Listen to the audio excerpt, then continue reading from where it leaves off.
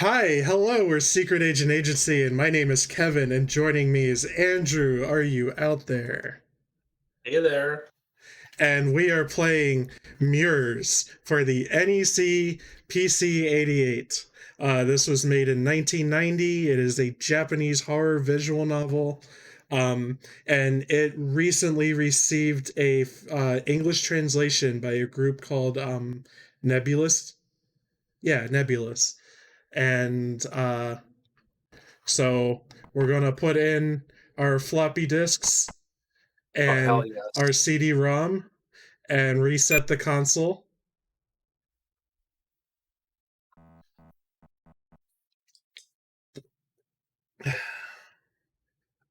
And you'll notice at the bottom, select with the 8 and 2 keys and press return to confirm. Yes, I'm going to be playing this game with the number pad. Oh, yeah. What was the actual controller of this system? Keyboard. Oh, nice. Okay.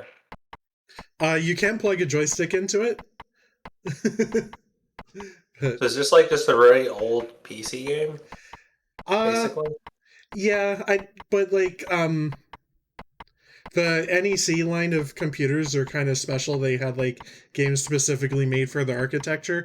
I honestly don't know a whole lot about it. Okay. It's kind of both a PC and a console. Is my idea. So we don't really know Man, a whole lot about uh this game.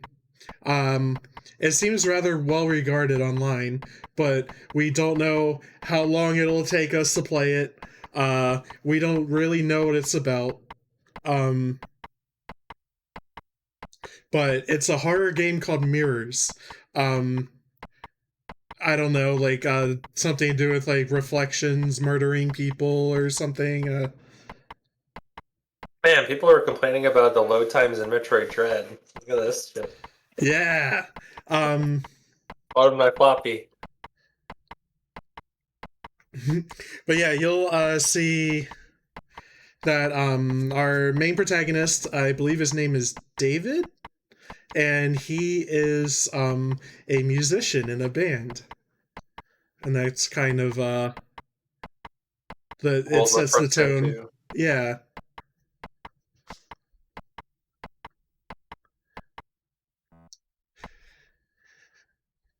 Oh, I am ready. oh, don't forget to write their names on them. Yeah, I got it. Very good.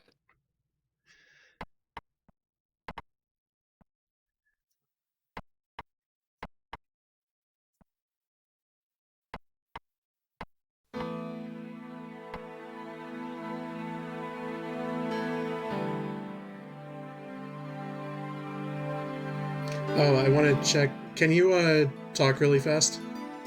I can talk plenty. Okay, cool. Just checking audio.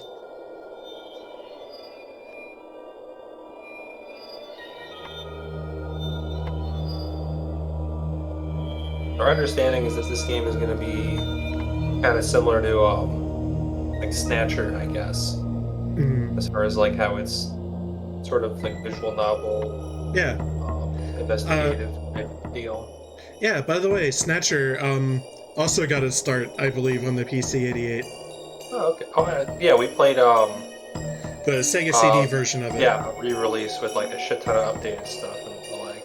Hmm.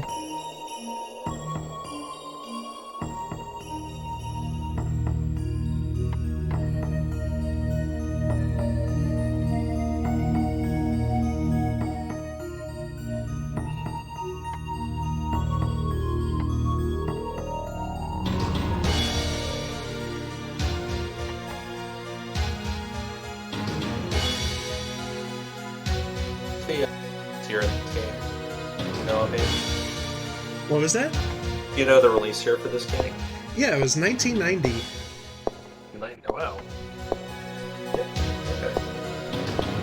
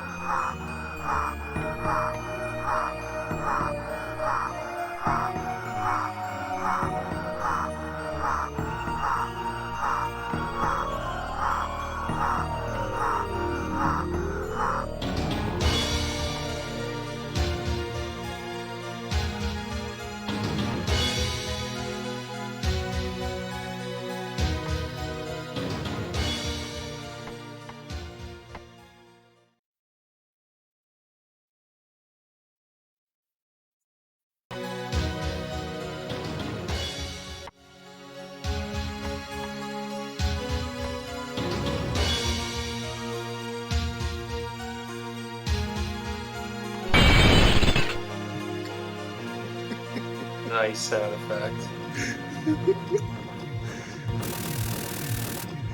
Okay. Where's the NE key? Ah, it's right here. Okay, good. I think this one might take a little bit as well. Oh my god. I'm so excited. That intro is like way cooler than like it has any right to be. It's very cinematic.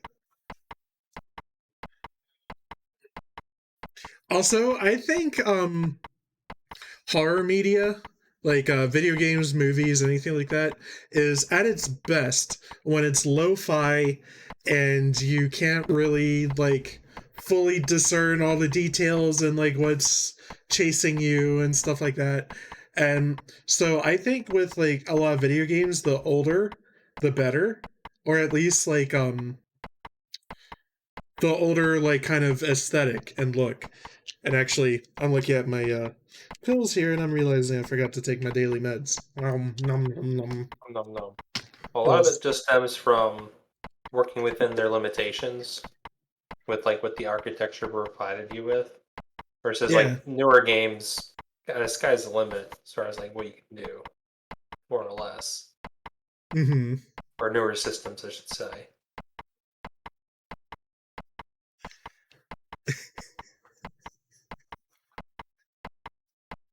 The tic-tac sound is just struggling to load a floppy disk. Yeah. I love that it actually like emulates the floppy disk reading sound. But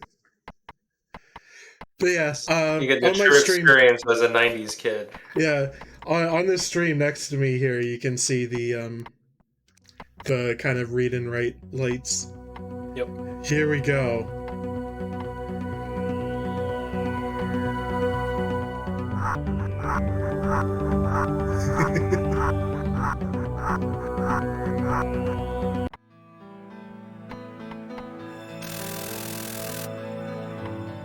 David woke up screaming, his body covered in sweat. It was that goddamn nightmare again. I've been having these nightmares since I was a kid and I still can't get used to it. What's bothering me is they've been getting more and more realistic as I grew up. I've even been having them more frequently. If this keeps up, I might actually die for real. Maybe I really need a shrink. That's what David thought every time he had one of his nightmares. Guess I'll take a shower. He thought he'd feel better if he could relax under the hot water for a while.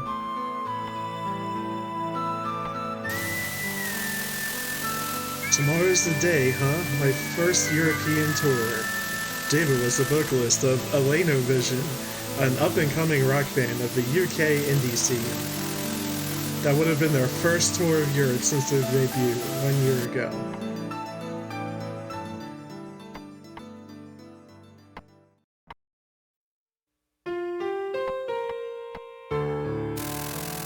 David sat on the sofa, holding a cold bottle of mineral water. Ooh. Your homies. Keep hydrated. Take a swig of my water there.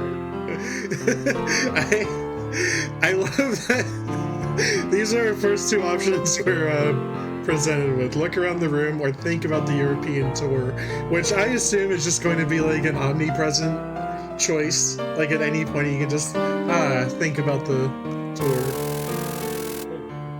It was a simple room for a famous musician, clean and tidy.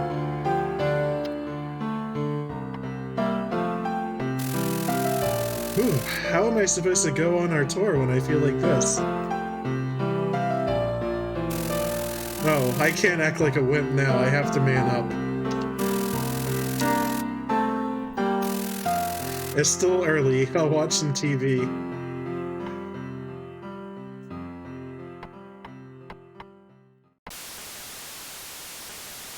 Oh, TV static. Huh? No public broadcast during the day? What do I even pay taxes for?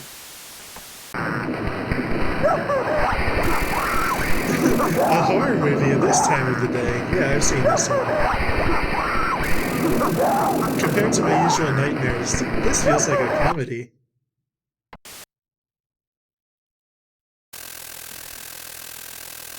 Involved in a traffic accident this morning in Richmond Road, Kingston upon Thames. Or Thames, I guess. The woman was brought to the nearby Castle Hospital, but was declared dead on arrival. Name was Claire Stark, 21 years old. She was the manager of Vision, a recent rock band contracted with Views label. Wait, what? Are they talking about Claire? Band was supposed to begin their European tour tomorrow. Views label refused to make any statements.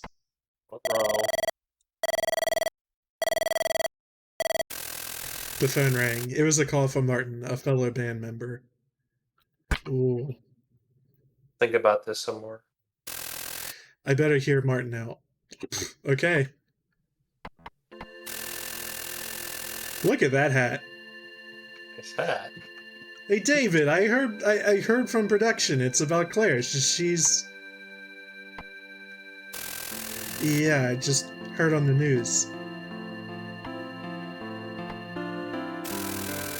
They said she caused the accident. What? But she was never that careless before. I know. What are we gonna do now? Our tour was supposed to start tomorrow. I know production has been working hard on that front, but it doesn't feel right now. Have you heard from the others? I guess we'll try thinking about the... Okay. I'm gonna call them now. Can you come to the office? Yeah, see you there. I guess you can always think. Yeah. Which is true of real life as well. Just think about the accent some more. Oh my god. The illusion of choice. Yes. All right. I'm gonna end tribute. All right. David drank his mineral water down in one gulp and hurried to the Views label office. Well, I didn't drink mine in one gulp.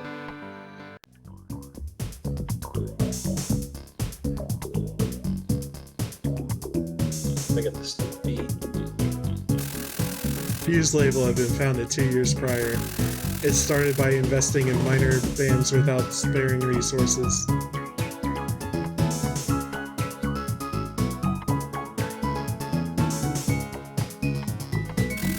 It had since become an exemplary label of the European indie scene, organizing major events and achieving sales numbers comparable to a major music label.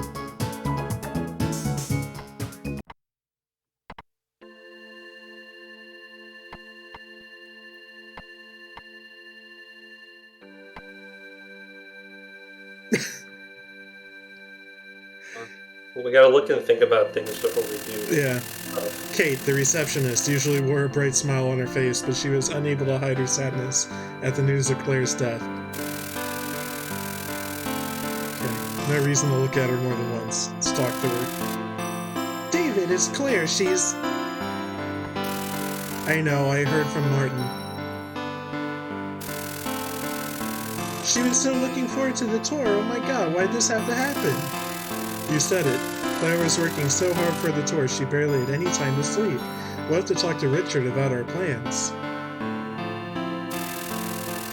The president left in a hurry a few moments ago. He looked like he had something on his mind, but he didn't say anything. Guess I'll have to wait for him to come back. Try to cheer up, okay? I'll try. Thanks, David. David entered the office.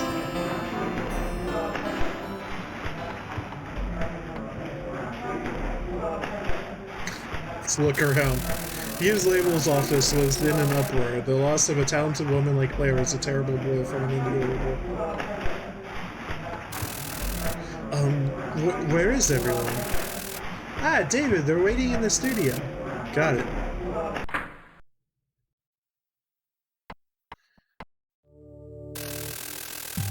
Only Martin and Andrew are inside the studio. Let's look at them. They were having trouble coping with Claire's death. That's all we got. Nobody's taking that very well. Yeah. Everyone's all upset. Talk to Andrew. You want to voice Andrew? Sure. Alan isn't here yet. The president ran off somewhere. I don't think the tour is going to happen at this point. Where's Alan?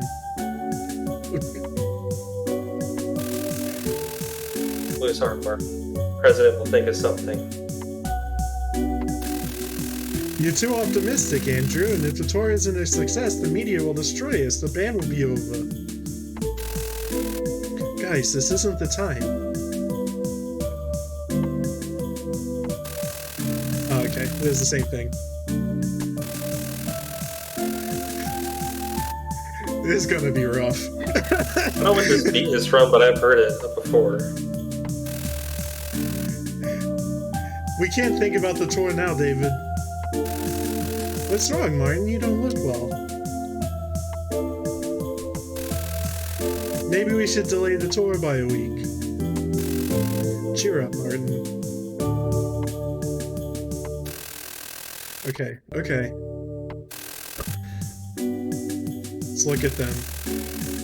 Okay. Andrew? Not this again. You're way too worried about our reputation. Someone's coming. Alan rushed in. Aw, he's a cool-looking guy. He was the most technically skilled member of the band. He was behind the arrangement of most of their songs. Hey, sorry I'm late. I was working on the sampling source disk for the tour. I still can't believe Claire is... That's all of us, excluding the president. Ah, looks like he's back. Richard, the president and producer, entered the studio. You're all here. Good. Come to the meeting room. We have to talk.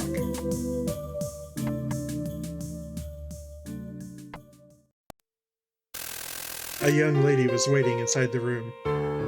Look at the other members. They're waiting for the president to start talking. Okay! Like...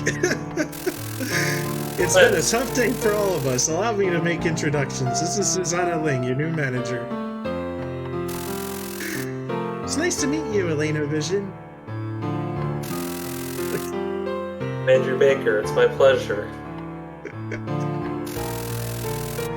Hey, I'm Alan Steibel, in charge of arrangements. I'm the composer of Martin Vincent. Nice to meet you. Nice to meet you.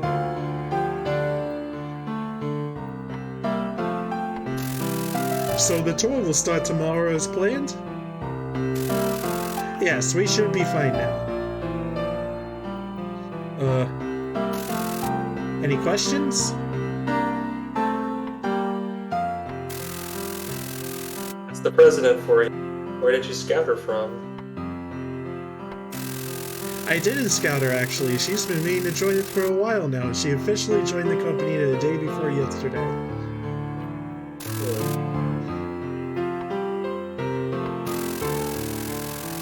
Well, we have a new manager now, so we should be fine. This is good, isn't it, David?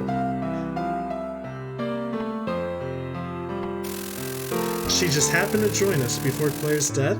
How convenient. Maybe you planned all this, even her accident. Oh my god. Ellipses.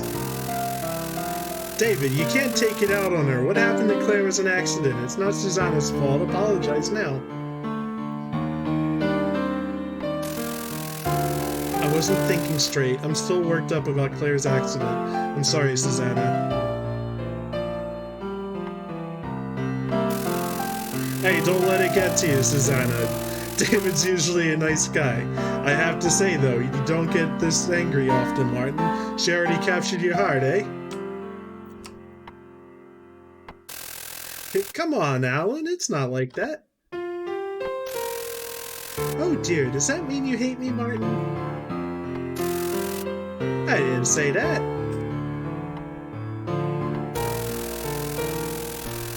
We have a new manager and she's a cutie to boot. Now we only need to finish prepping the tour.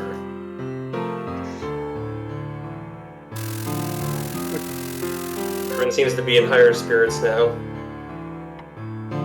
Except us, I guess. Sorry about that, David. Susanna, he's still recovering from Claire's passing. With the new manager, the tour will take place as planned. The members felt relieved at the news. Well... Just like Snatcher. The right button. Look Looks like you've hit it off well. It's too bad about Claire, but sometimes you just have to make the best out of a bad situation. Hey, President, are all instruments ready for the tour? Yes, everything you ordered has arrived. Claire's funeral will be held shortly. We should get going. Yes, sir.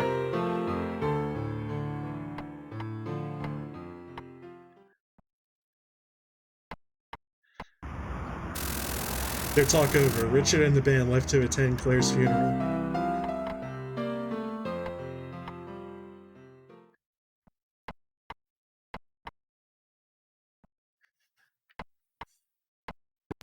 Load times. The skies of London were dark as if saddened at Claire's funeral.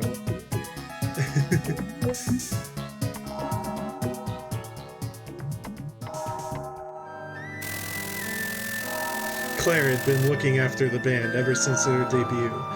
Now they could only pray that she rests in peace. Claire, you never had a moment to rest. You were always doing something for us. I'm grateful for everything. Farewell. A quick-ass funeral. Elena Vision will be the same without her, right, David? Claire, we'll make sure this tour is a success. Please watch over our lives from up there. Goodbye, Claire. Rest in peace. Rip in peace. The members of the band went to a nearby park after the funeral. Listen to the others. Who's there? Guys, how about we have a little party to celebrate our new manager and to say goodbye to Claire? Jesus. Hey, sounds good to me. But really, Andrew, you're always the same. What do you mean? He's always been more of an organizer rather than a musician. So, David, got any specific place in mind? Why not the good old Dirty Ducks? I almost misread that. Oh, I know the place. Then it's a plan. See you there at 8 p.m. I have to take care of things for the other bands. You take it over from here, Andrew. Don't overdo it. Remember, you have a tour starting tomorrow. Oh, and don't forget the receipt. Yes, sir. Who do you think's next on the chopping block? I'm thinking Andrew. You'd like that, wouldn't you? David said goodbye and went back home.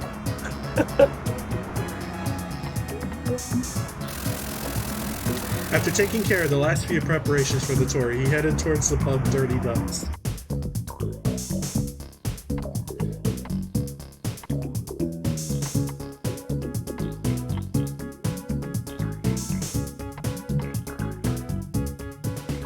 Yeah, this pub was always a favorite of theirs, even before their debut. They come here to relax after a recording session or before one of their gigs.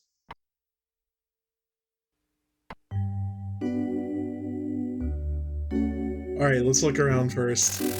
The friendly owner and the cheap fragrance is always relaxing to them. Listen.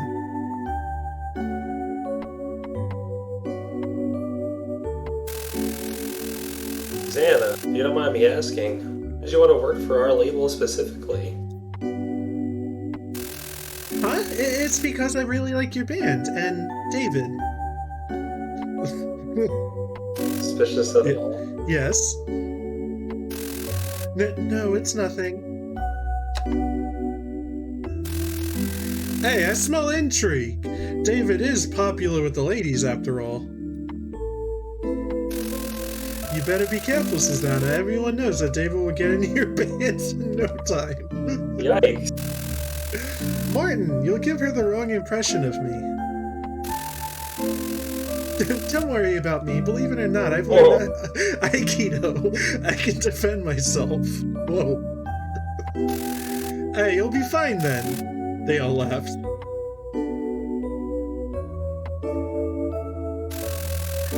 They kept talking, forgetting about the time.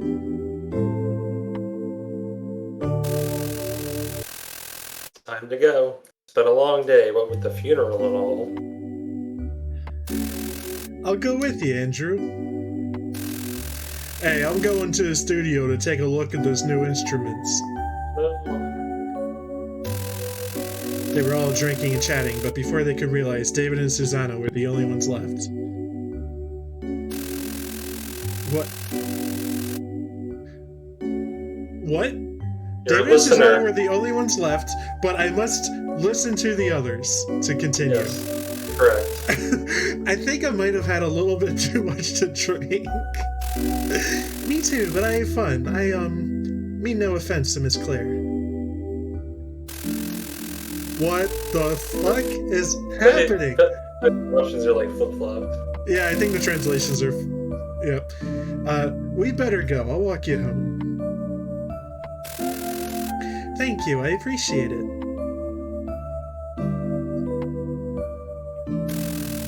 They left the pub together.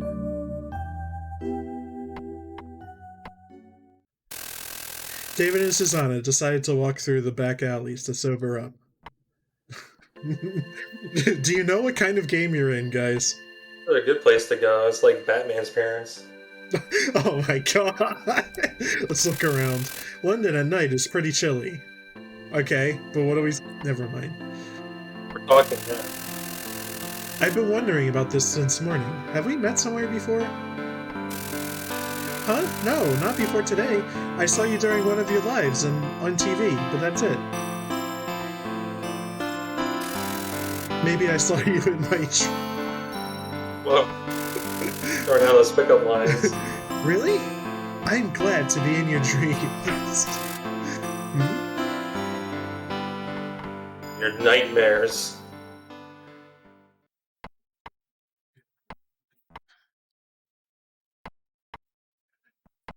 Suspense. Loading. They couldn't expect the unfortunate event that was about to unfold. As they turned the corner, they collided with a pair of punks. Oh no. Alright, let's look at the punks. David tried to laugh it up, but he knew it wouldn't work. What? Talk to him. I'm terribly sorry. Have a good night. A good night, my arse. Unless you're gonna leave the girl with us, that is. Then we'll all have a good night. The punk slowly approached Susanna, glaring at David. Look at that. One of the punks tried to grab Susanna. Whoa, look at this babe. We're gonna have some fun, you and us. No, get away from me, David. He'll... Punch, punk, A. The unfortunate name. David hit the punk square in the face. You shouldn't have done that, little fucker. Oh no. I'm gonna mess you up real good. Consider the situation. David knew some karate, but the amount of alcohol in his body made his head spin. Oh, there's a lead up to Susanna's Aikido. So, alright, we got options here. We're leaning towards.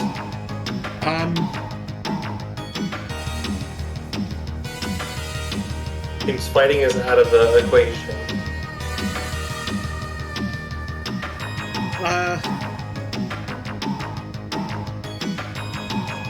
I feel like we've run with Susanna. I don't think we want to split up because she has martial arts training.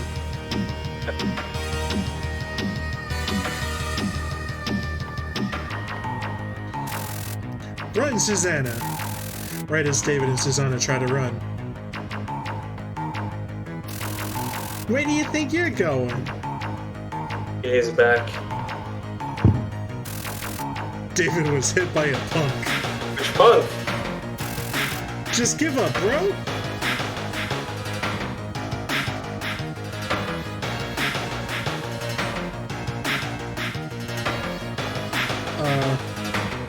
Okay, what are you thinking? I'm leaning towards yelling for help next.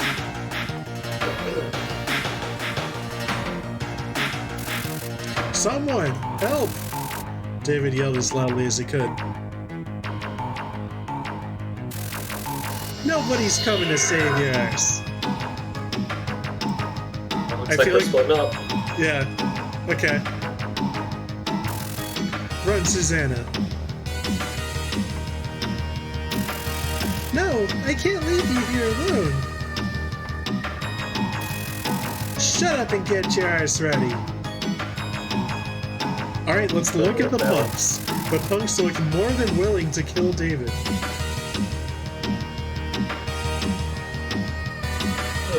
Hello, Jihun.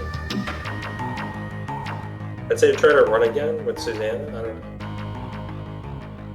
So like I exhaust our options until into the next thing. Just give up, bro. Ooh, look at the direction of this music. Yeah. Let's yell for help again. Maybe yelling stacks.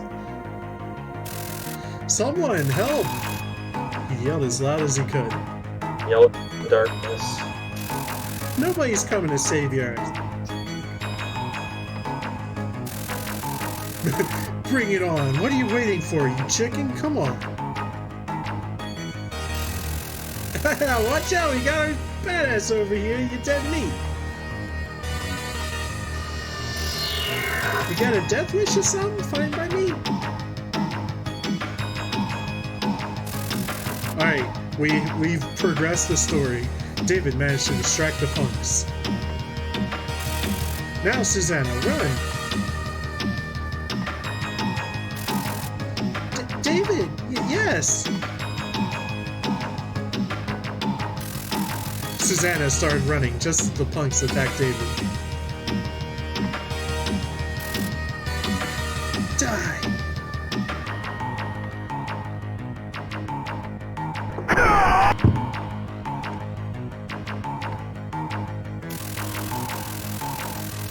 David dodged the attack, just barely. Unfortunately, he stepped on a bottle and lost his balance.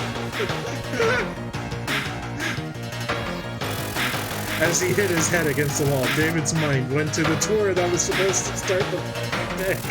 Damn it! Yes. The ever-present choice of think about the European tour. Yes.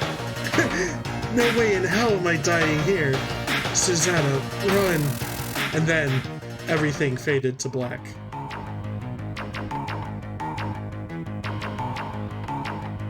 Dastardly punks.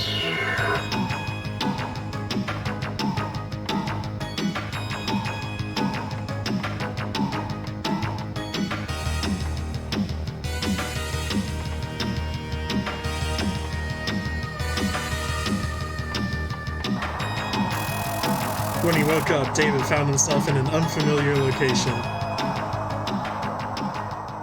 Let's look around. In front of him, there was a castle he had never seen before. Where am I? Wait, this castle. It's the one from my dreams. I get it now. That's a Grayskull. Hi, Jihun. How you doing? I'm alright.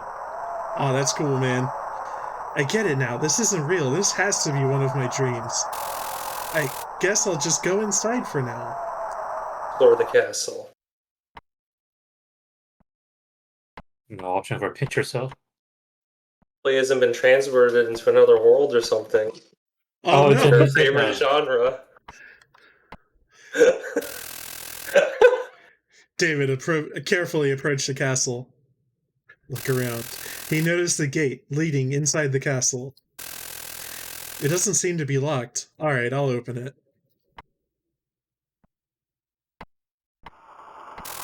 As soon as David opened the gate, he heard a voice.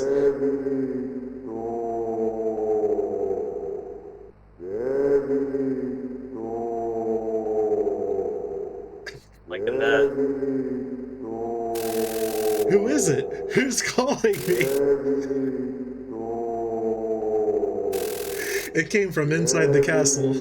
Pretty spooky voice. I think there's someone inside. I might as well go in. Well. Ah, yeah. David entered the castle. It's not a voice, it's a wind. It's so dark. Aren't there any lights? Right then, he heard the sound of something, or someone moving.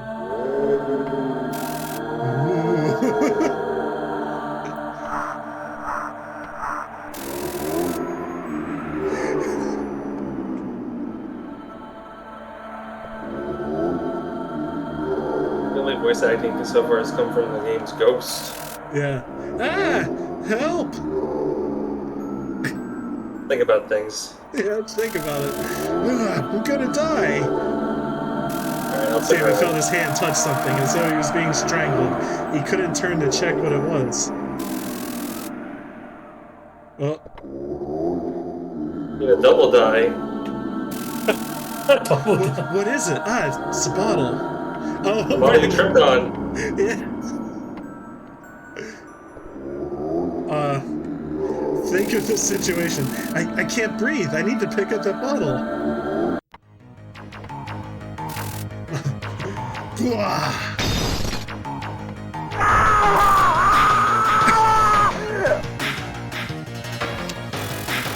David managed to pick up the bottle and use it to strike his aggressor, and then David lost consciousness. I have an idea. Well, let's see where things go.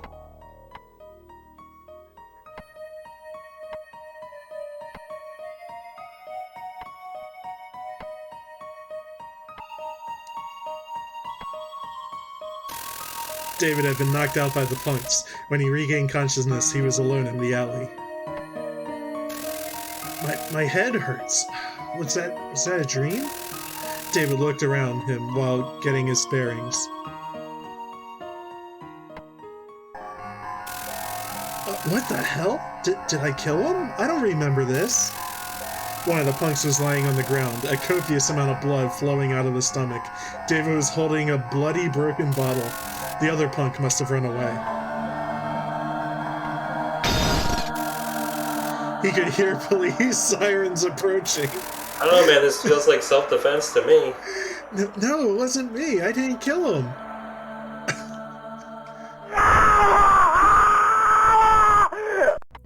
Yes! Love these sound effects.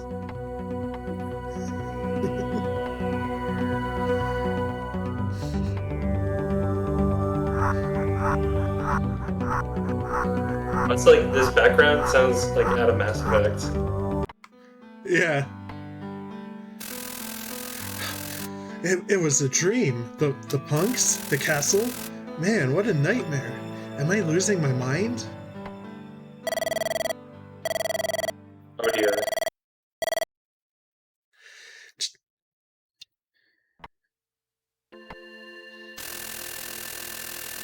Hey Jihun, you want to voice Susanna? No. Oh.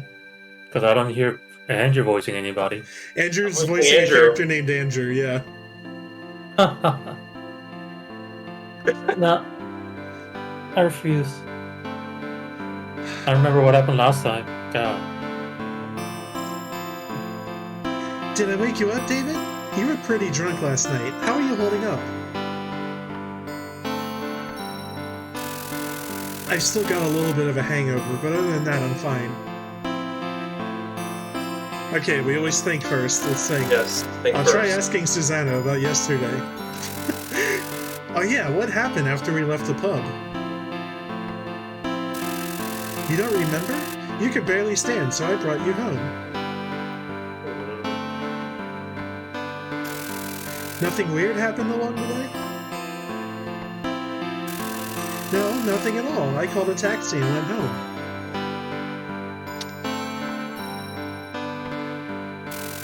I see. Sorry for the trouble. Cheer up, David, okay? Today's the big day.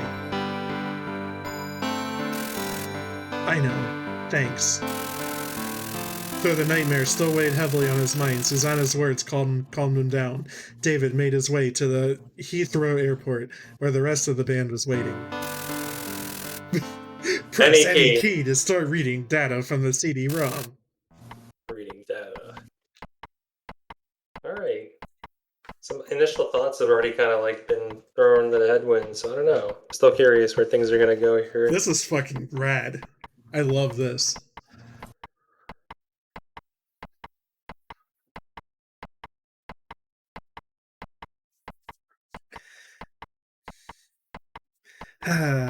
Both times are taking me back to when I was like in elementary school, middle school.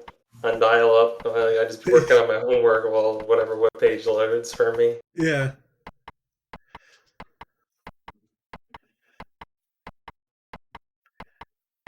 Blast from the past, back in the 90s. Fuck yeah. This is the early 90s.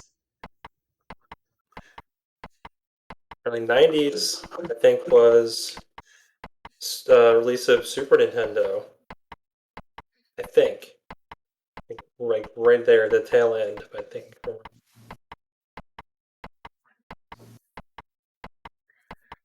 Yeah, the NES was out around this time. Yeah, we still had games coming out. I think like maybe Final Fantasy 3 on that.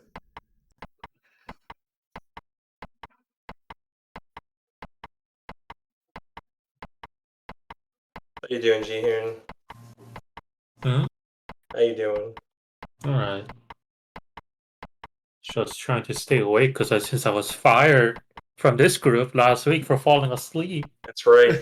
For anybody who's not in the loop, Jihun fell asleep in the call, and we have like an AFK server.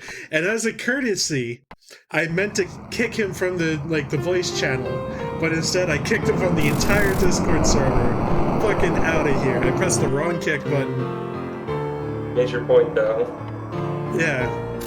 Not my fault that your stream is boring and made me fall asleep. Oh, okay. That's fired. Damn. The band gathered in the waiting area of Heathrow Terminal 4. Let's look around.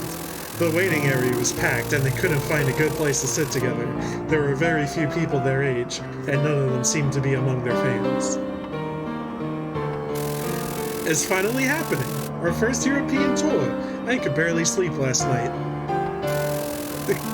Not me. I got home, had one last drink, and then slept like a log. I'm doing great.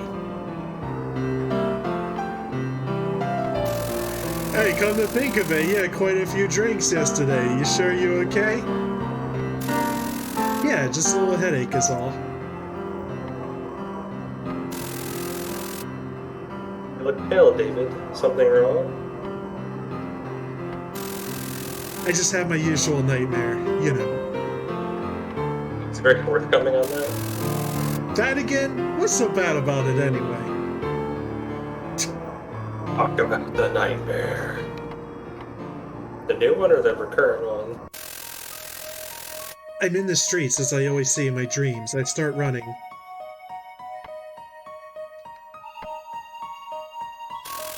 Someone wants to kill me. A shadow.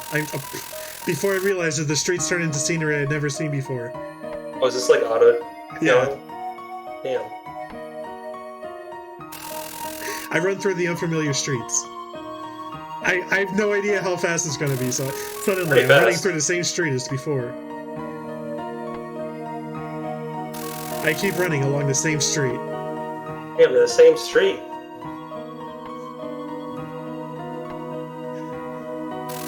In my dream, I keep repeating the same actions over and over again. What if I never wake up? Suddenly, I see an old castle in the distance, a castle I'd never seen before.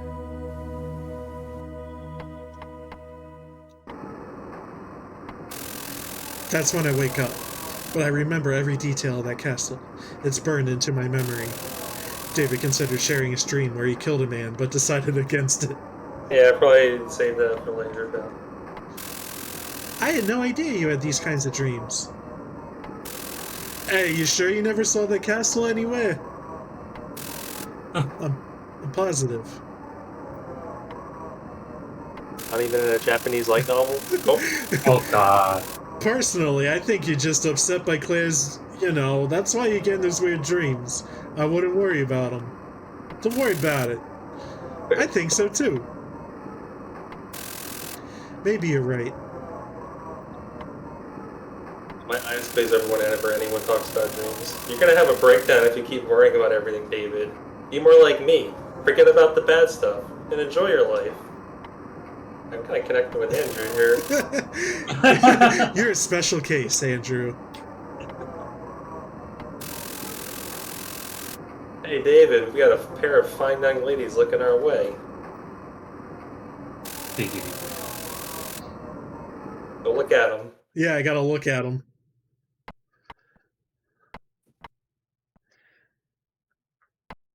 Oh, they're pretty fine ladies, so let's go load in. 2 young women came closer. The lady's got like Medusa hair. Just they appeared to be fans of Elena Vision. Her hair is what I look like when I first wake up in the morning. Very nice. Oh my god, my hair is looking nice. Ah, look, it's Elena Vision! There's David, he's so cool! There's Martin too! They must be leaving for their tour. Let's get their autographs. You're going on a tour, right? We're definitely coming to your London performance. I've been a big fan ever since your debut. Good luck with your tour. David? Alan? May I get your autograph? Martin, can I shake your hand? Oh, and can I get your autograph? Clever? Oh, sorry, Andrew. We didn't mean to forget about you. We want your autograph, too. You're just saying that to appease me. Oh well, the things we do for our fans. Come on, give me the pen. Damn, dude. You must be the bassist, or the drummer. Oh, damn. So who do I make it out to? Yeah, laugh it up, David. At least someone's feeling better. Oh well, this is also part of the job. What you mumbling about, Andrew? Nothing. Shut up.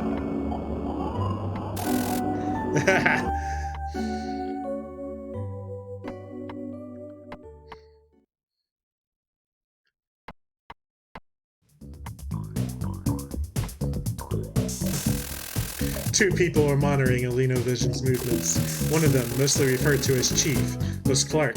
He was a detective and a former Interpol agent. Andrew Schrader. The other was his assistant, Vince. His father was Japanese, while his mother was British.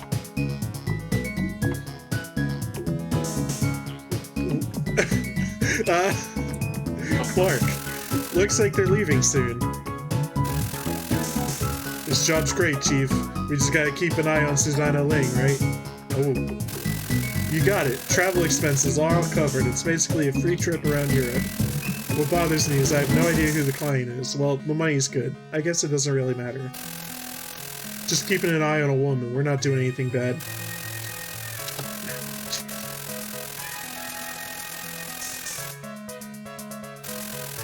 I hope so. Keeps things interesting, right?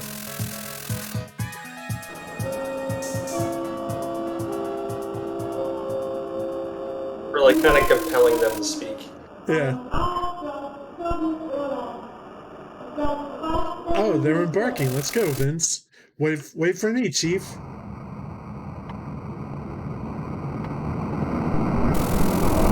And so they left Heathrow Airport. It was like a spaceship for a second. Yeah. God damn, we're going to the moon. And reached Orly Airport without incident. Oh really? Oh really? Wow, there's Paris. Paris.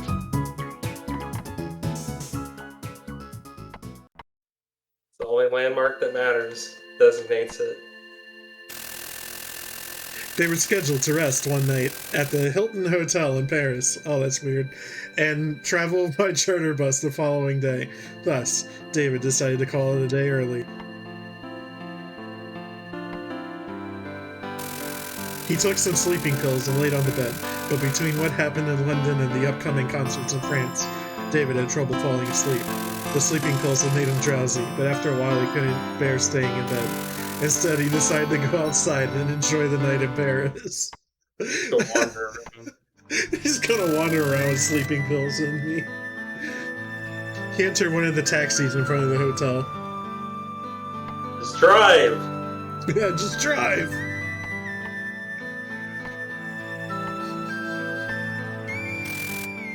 Where to? Without a clear destination in mind, David quickly started thinking of famous landmarks. Where are we going, boys? That was Martin Tree. Okay.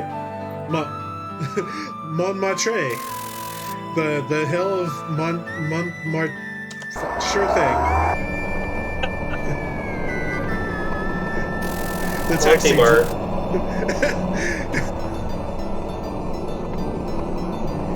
David looked at the night scenery of Paris flowing from the taxi's window.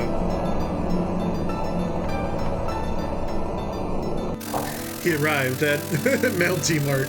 Due to the presence of many young artists, the shops stay open until very late in this area. The hill of Mont-Mart is where Dennis has been executed. David was looking forward to seeing the windmill, but unfortunately he was unable to. He would have wanted to visit the old-fashioned town he always saw in pictures, but the path was full of slopes and stairs. He couldn't afford to exert himself so much just before the concert. Shoot some ladders tonight. Yeah, David wanted to see another landmark. He stopped another taxi. Oh damn, he's just hopping in between cars. Shit. Where to? Is Montmartre an option again? No. Ah, damn it. Oh, let's go to the opera. Different options. They're still trying to get us to go to the Eiffel Tower, though. Mm-hmm. Well, the other one was in the same thing, too. The opera house, sure thing. The taxi drove along Paris, headed towards David's destination. David looked at the night scenery of Paris.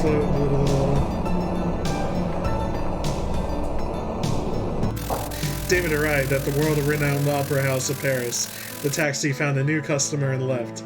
Though he didn't enter himself, David heard that everything inside was gorgeous. Not just the stage, but also the lounge, the corridors, and even the ceiling. And hearing that's good enough, I guess. Yeah, there were many young people in front of the opera house. They didn't seem to be guests. David decided to leave before someone recognized him. David out! David wanted to see another landmark. He stopped another taxi. Where to? Consider his options. Oh my god. Notre Dame? Yeah, Notre Dame. The Notre Dame Cathedral? Sure thing.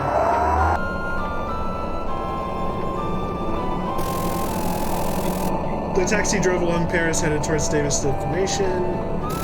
David looked at the night scenery of Paris flowing from the taxi's window.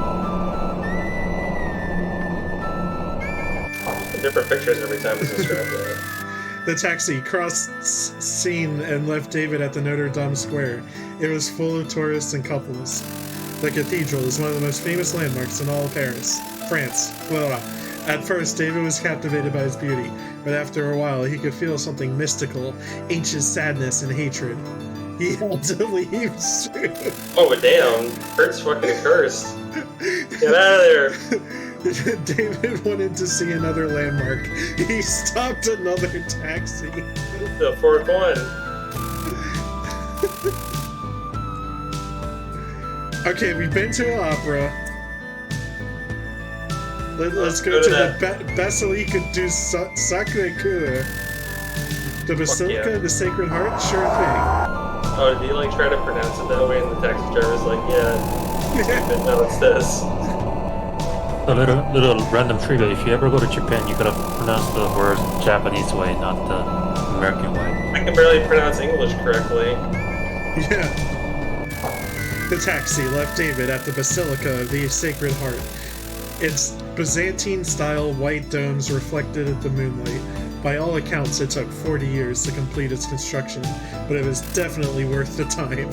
Seemingly, the view of Paris from the terrace is lovely, but the Sacred Heart was closed during the night, so we could only take a look from outside. It's just an improvement over other people telling him how it looked. But people are like, yeah, it looks pretty cool, dude. Alright, that sounds good. Alright, bye. Alright, let's do Eiffel Tower. The Eiffel Tower? Sure thing. Should be crowded with people always looking at it. Okay, for a second I actually think, was our Eiffel Tower, can you actually climb? What the distances between these things are? Is he going up from extreme point to extreme point? Nothing in consecutive fashion? Yeah, I don't know. I know France is basically the size of a state in America. Oh, I'm sure, yeah, because... It's gonna be fucking day by the time he's done doing this damn tour. Dude, like, even in South Korea, like, even if there's Korea, like, both South and North combined, like, it's still smaller than some of the states. The taxi took David in front of the Eiffel Tower.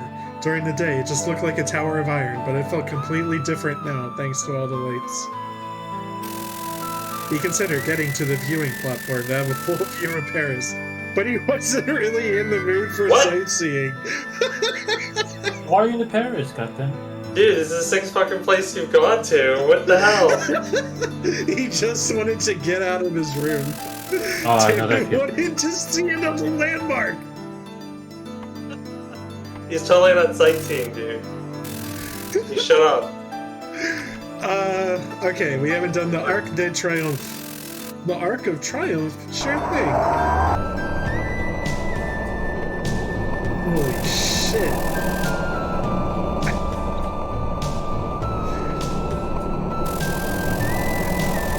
He's like chomping on sleeping pills while he's doing this shit. You ever just get loaded on sleeping pills? You ever just get loaded on sleeping pills and explore every landmark in a country? We are right now. This is the Arc de Triomphe Square, but I think you'd enjoy walking through the Champs-Élysées. Anyway, here we are. David looked over the roundabout place of Place de l'Étoile. I like that class in Fantasy Star. The square surrounding the Arch of Triumph. He felt somewhat overwhelmed by all the roads linking together. He considered going to the Champs-Élysées, but he didn't feel like walking with all those cars coming and going so close by. He wanted to see another landmark. I think we're out, dude. There's no more left. Oh my god. Did we do? It's the only thing left that we maybe didn't go to. I don't even remember. Well, I said that's vote. Okay, Take me to that place, Vasquez dude. Square. Yeah, this place, whatever. Oh my god. I don't know why it's so hard. This is great. Well, this shit better not be a dream. When David arrived at the square, he was impressed by its splendor. There was a reason the royal family of the 16th century would spend their time here. Surrounded by red brick buildings, the square felt like the courtyard of a royal palace. It would seem the garden was once closed to the public, but it was currently teeming with tourists. That was enough for David to bring... that was enough to bring David back from his 16th century dream and back into the real world. David wanted to see another landmark. He stopped another taxi. It's even left, dude. Oh, Jeanne d'Arc. Okay, Place we got another place. Okay, you want to go to Rhone? Sure thing.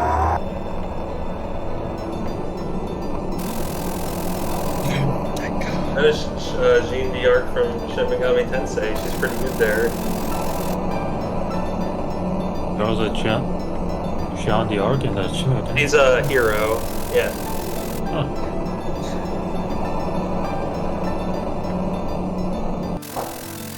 The taxi left David in Rowan. The place was virtually empty. Even though he was sweating, David had goosebumps. He didn't know why. Maybe it was because of the statue of Jeanne d'Arc. It was the place where Jeanne d'Arc, the Maiden of Miracles who fought in the 100 Years' War during the 15th century, had been executed. She fought for the sake of her country, following the orders of her god. But the Inquisition, jealous of her fame, sentenced her to death. She was burned at the stake and joined her god in heaven. Are we done? Oh, wait. As he walked around Rowan, David noticed a building with an open gate. For whatever reason, he felt compelled to enter, so he did. It's passing. This late hour. Oh my god.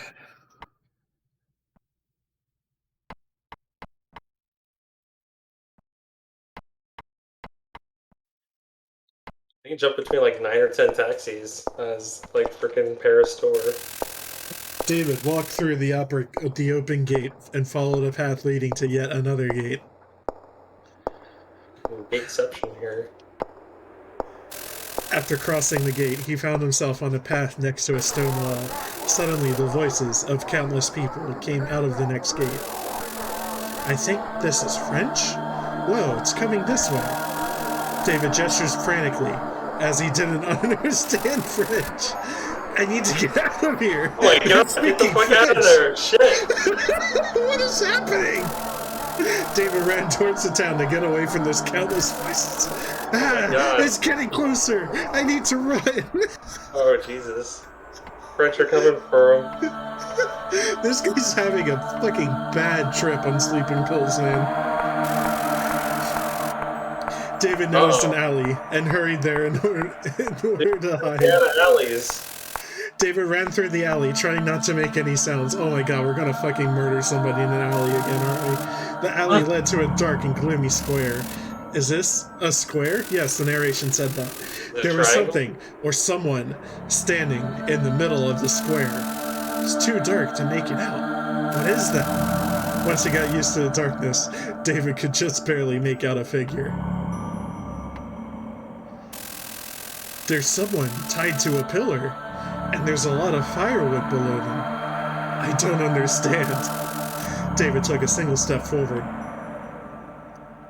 You're like time tripping? Suddenly, a man came out of the shadows, throwing a lit torch into the pile of wood.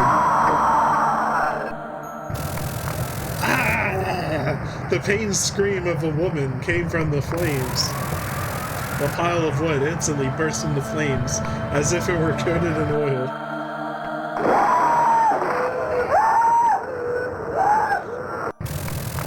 There was a person amidst the fire, a young woman tied to the pillar. She was unable to escape the flames. She could only writhe in pain. She's being burned at the stake. Be an option to look at it. No, we don't get an option. David witnessed the grisly scene in a daze. When he came back to his senses, hundreds of people were surrounding the blazing pillar, all shouting together, "Death to the witch! Death to the witch! Death to the witch! Death to the witch!" To David, their words felt like a curse. Death to the witch? The witch hunts? France? Burning at the stake? No way! Is she Joan of Arc? Am I in the past? No, can't be. David felt like he had lost his mind. They're way too agitated. I can't stay here. I need to run. David took a step back, attempting to run away. At that very moment, the entire crowd turned his way.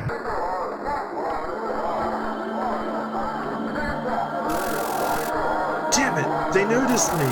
David had never felt so terrified before. I have to find somewhere to hide. I don't care where. Any bottles on the way out, dude.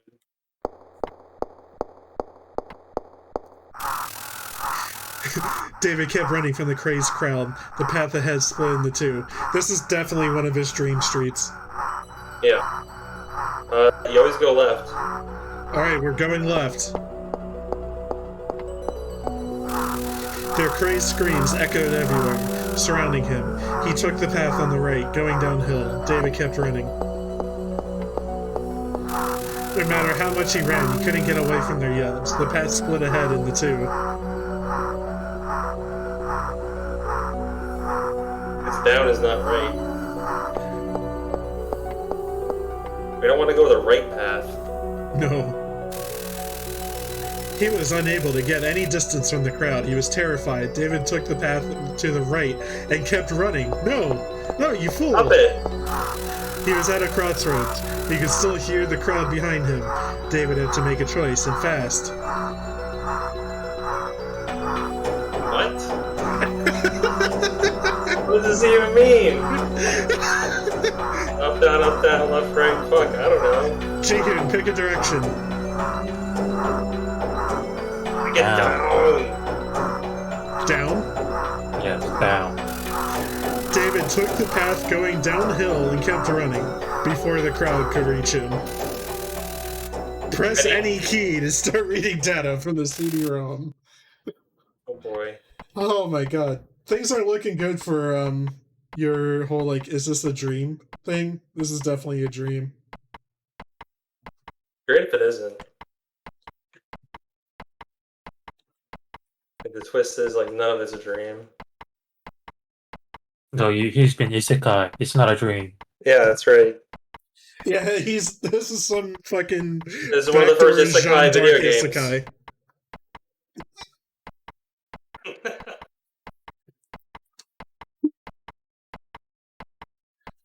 I haven't even sent you into the anime dungeon. You've done it yourself.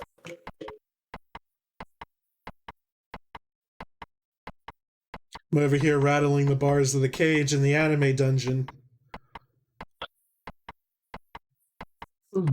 Accidentally backdoored into a Jeanne d'Arc isekai.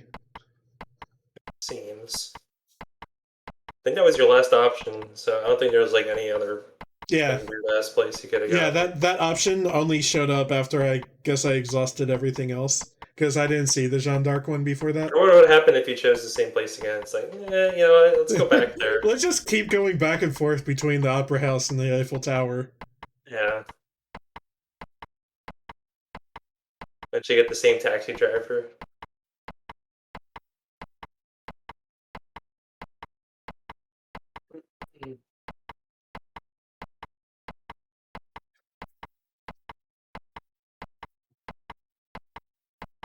We don't even know how long this game is, right? Like, no. We don't like everything that we're seeing is entirely new. It's great.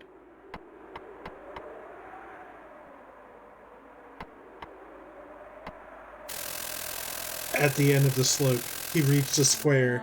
There was something placed in its center. However, it was not the same square from earlier. There's something here too. It's not another stake, is it? After a closer look, he realized it's not a stake.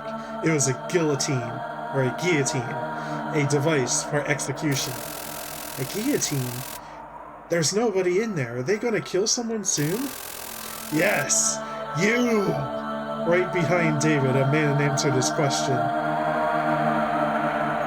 Our ghostly friend? Oh my god! Yes! Startled, David turned around. There was a man in dark, wearing priestly garments. Where did you... Who are you? Heretic! Tonight you shall be judged by God. Why, you ask? You know the answer very well.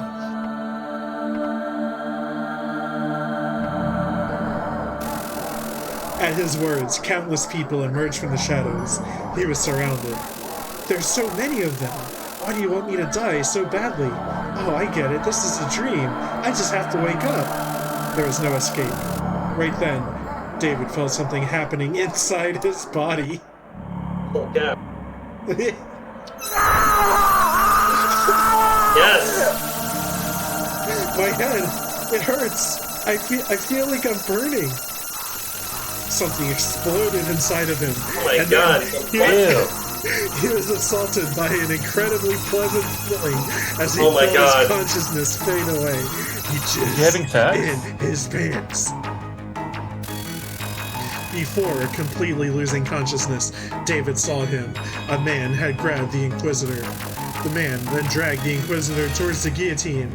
That man had the same face as David's. Was it all a dream?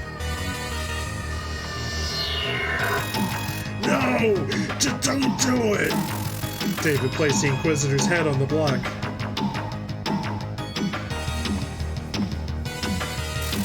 The Inquisitor was trapped in the device.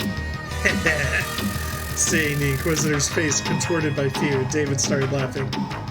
Apple.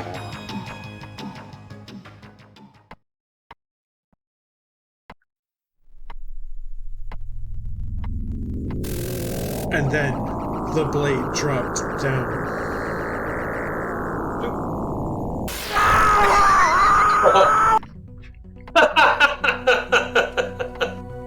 Oh wow. I want this game. I want that in GIF format. I'll work on it for you.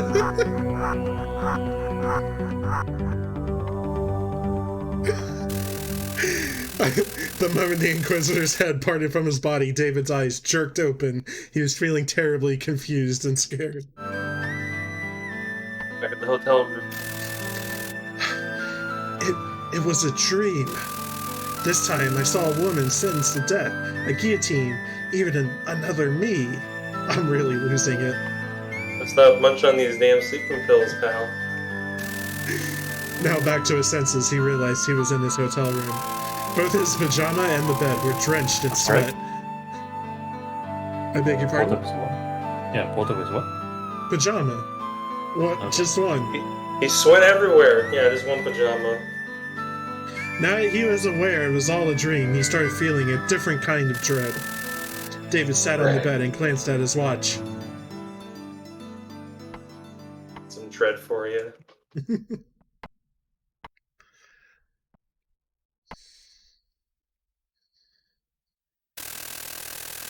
It's still 3 a.m.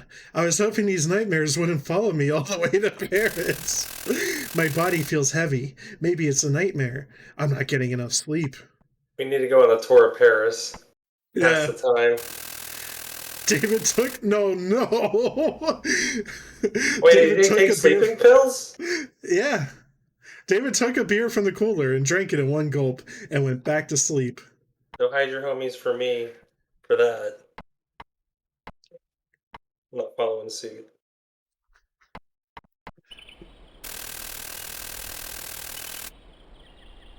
The next morning, David grasped at what he saw on TV. Or gasped at what he saw on TV. It was enough to make his skin crawl. The news was talking about a grisly discovery in front of the Cathedral of Rowan. A priest had been found dead, with the head removed from the body. The missing head had been reportedly found impaled on the minute hand of the Gross Hauer Lodge, the astronomical clock of Rowan. I can't do this. We toured there, so. Oh. The hands of the Grovolog was stuck at 3 o'clock.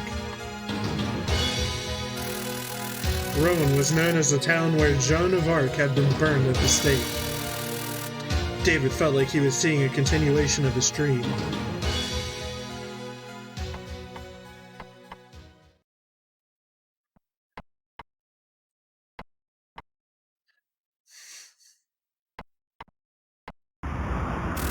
The members of Alina Vision had left the hotel and got on the bus they had reserved.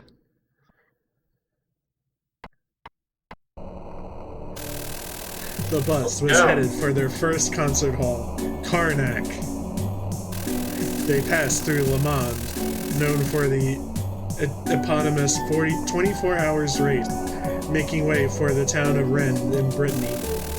In order to stave off boredom, they decided to play cards to pass the time.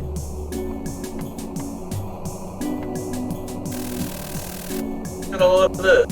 3 of a kind.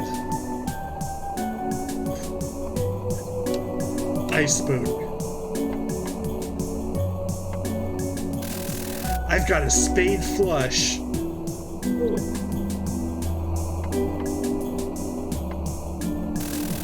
Full house.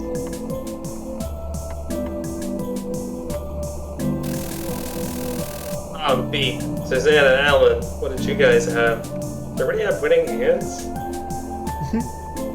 How the hell does that happen? I only have a 2 pair.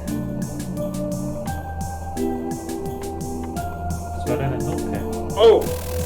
Hey, check this out. I got a straight flush. Yeah. Straight flush? Come on, man.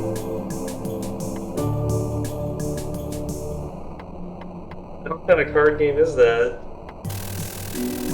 Access hold. You again, Alan? You're way too good at this. Are you cheating or something? Hey, don't be a sore loser, Andrew. I'm just that good. That's all. Skill-intensive game. Aha, your turn to shuffle, Susanna. Okay. That's enough games for me. David couldn't focus on the game. He was still thinking of the death of the poor priest and how it felt like a continuation of his dream.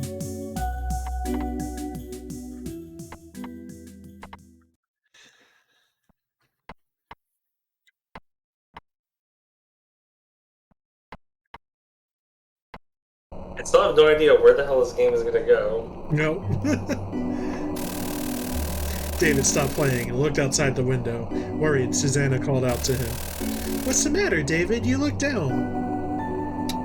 Looking up. It's nothing. Just thinking of this bad dream I had. David forced himself to laugh. Ha! You look pale. What kind of dream was it? David saw both curiosity and concern in Susanna's eyes.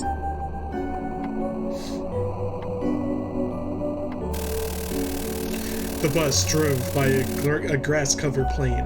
David thought that talking to someone about his dream could make him feel better, and so he did. Before long, the rest of the band had stopped playing cards and listened intently to David's tale. Andrew spoke. Some nightmare, alright. This has to be about Clea. Don't let it get to you, David. For real? Hey, maybe David had some kind of precognitive dream or something. Come to think of it, they were talking about a murder in Rowan this morning. I think it was a priest or a monk.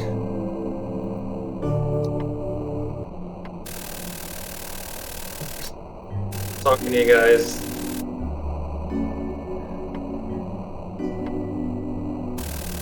David looked outside the window, barely listening to what they were saying.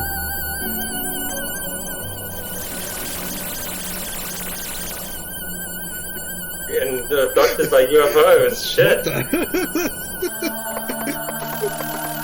He saw a knight clad in white armor riding a white horse chasing after them. David thought to himself, a white knight on a horse? Wait, I can see through them. Is it a ghost?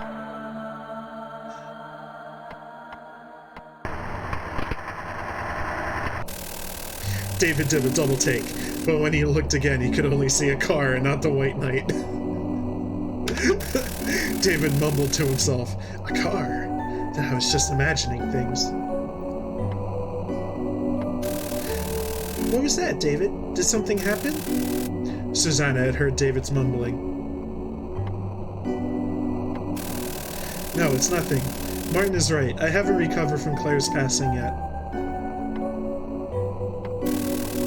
It'll still be a while before you can reach Karnak. Are you going to be okay?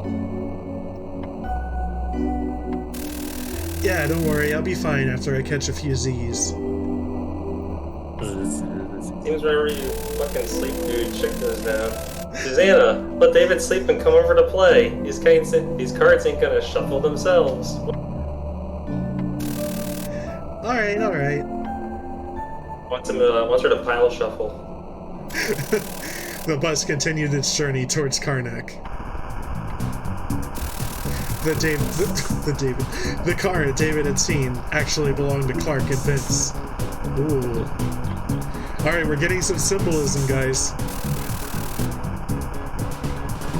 Hey Jihun, how do you feel about voicing the Cox? Alright, that I'll do. Our boys are headed for Karnak.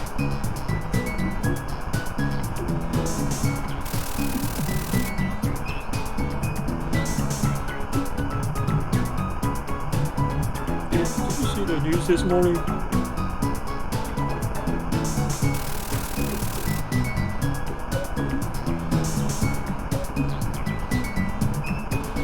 Yep, friends a dangerous place to, eh?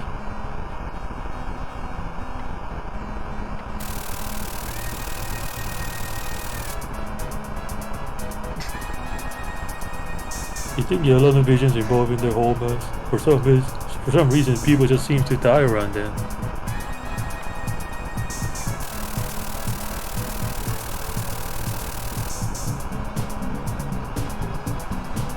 And now, how do you say the name? Rowan? I was saying Rowan. I don't know. Ryan was the opposite. Ronnie was the opposite way of their destination, and they don't look like the kind of guys who meet up with the priest. Clark couldn't see any clear connection. After passing through Vaughn's, a must-see town when passing through Brittany, they finally reached their destination, Karnak. Karnak is home to the eponymous stones, a collection of prehistorical standing stones called menhirs. Alina Vision was going to start the European tour by performing on a stage set up in the middle of them. Dude, that's fucking rad. Bunch of menhirs. God damn it. Yeah. I got plenty of those. Not where it counts, though. Explain yourself. Because I assure you, I do. Alright. I have no way to confirm or deny that. So.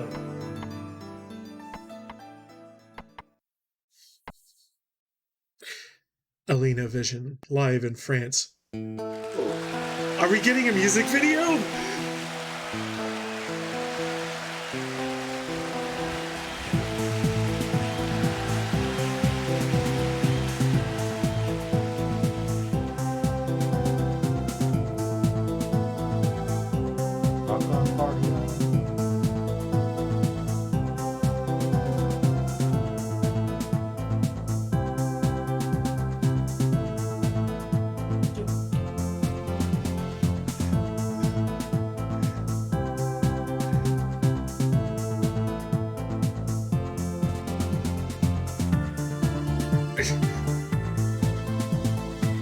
Who's the writer? Is that Andrew? It might be the guy I've been doing the "Hey, forget about it" voice. Oh yeah, I think so. Alan. I shall be lost. Uh-oh.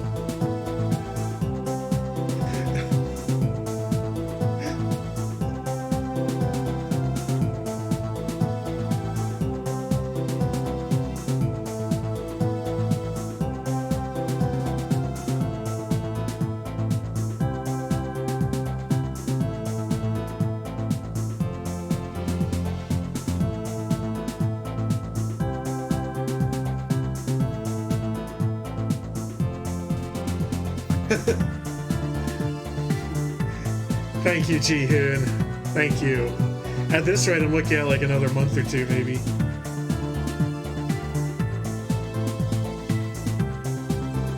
Do you know how much you get paid per subscriber? I think it's around like $250.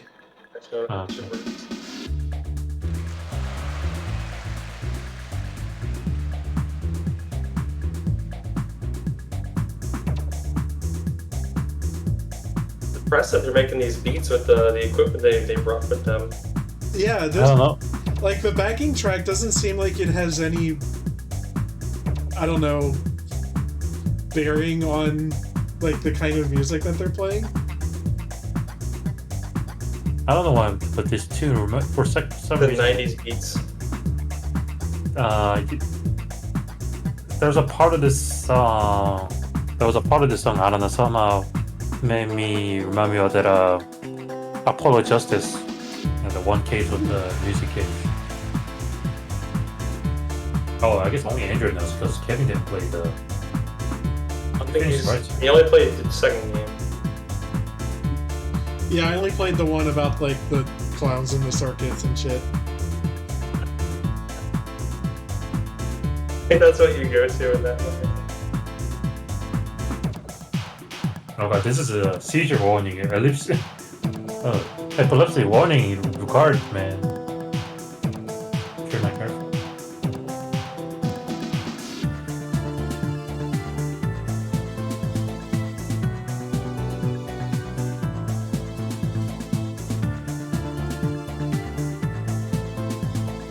Like, I have no idea how to karaoke this.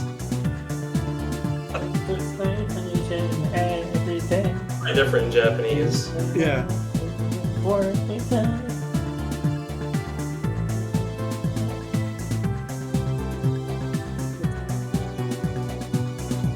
Oh, yeah. It's kind of funny how like it's Japanese made. This is Japanese people imagine what white people's lives would be. This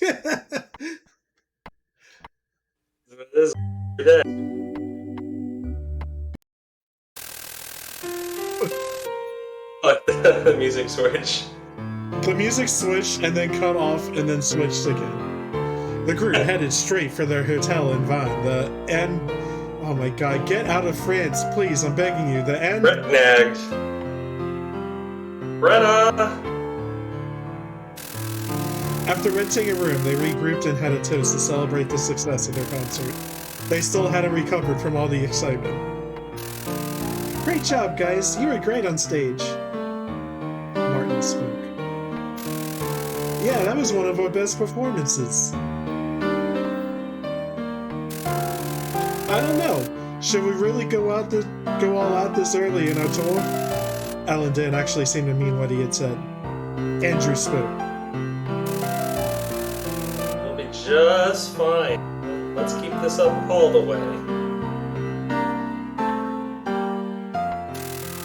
I'm feeling great. Forget about those stupid dreams. Yeah, I agree.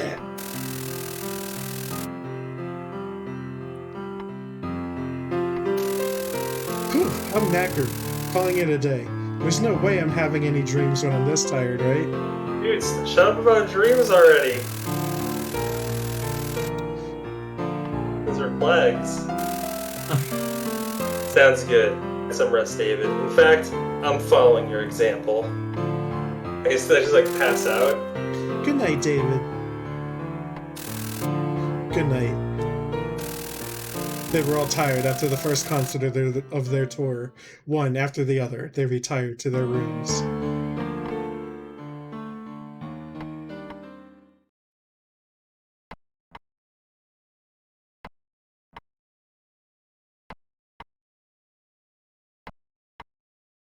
It's like a floppy disk CD combo. Yes. Sweet. Once he entered his room, David went straight to bed. He was exhausted after the concert, and it didn't take long before he was drifting off. It had been a long time since David had slept so soundly, but then he was awakened by a loud noise. Huh? What was that? Oh no. Whatever it was, it came from outside the window. I swear I heard some horse hooves. His room was on the 5th floor. There was simply no way you should have been able to hear the hooves of a horse from outside the window. As soon as David approached the window... Dude, horses aren't real. A white horse kicked through the window. Oh my god. Okay. Look at the window first. Look at the window. The glass of the window is shattered. The curtains swayed in the wind coming from outside. Look at the horse.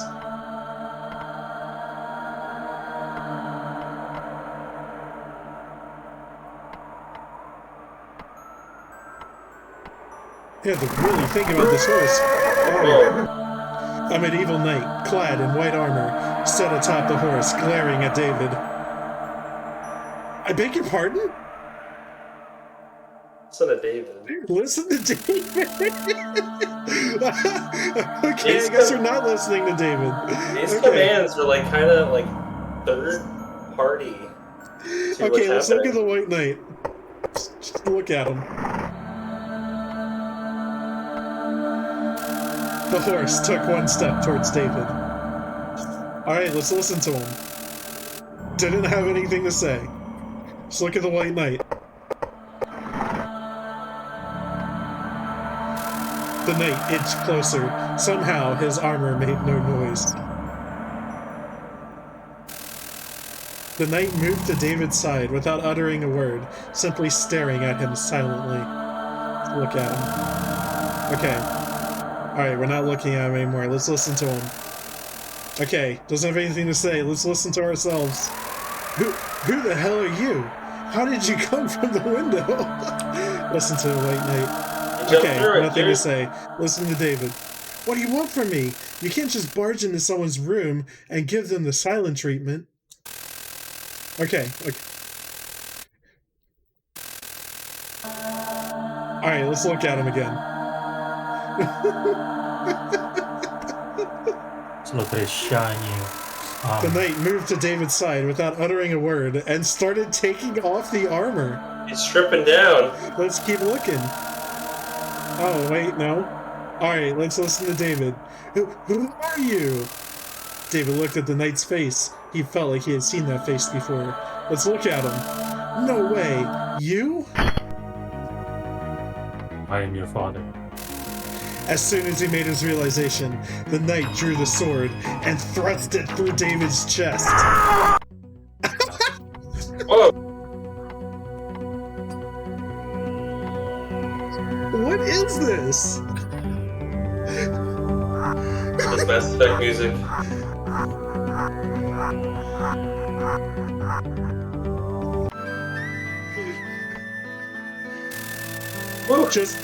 Just as he thought his life was over, David found himself on his bed, still alive. Where? It was another dream. A white knight on a horse. I'm sure I saw the knight's face. Damn it, can't remember. David looked at the window. The horse had kicked it open, but it was intact now. No shards of glass on the floor. Just another dream. I was hoping I'd be too tired to dream, but I wouldn't be so lucky, would I? They feel more and more real every damn time. David touched his chest where the sword pierced him in his dream. Ow! But that was just a dream. Why does it hurt? David looked at his chest. There was a vivid red mark, like a bruise. David thought to himself that he was probably still dreaming and rolled back into his bed.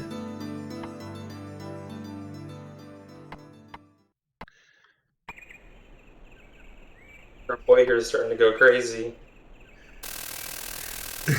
When he woke up the following morning... Oh, okay.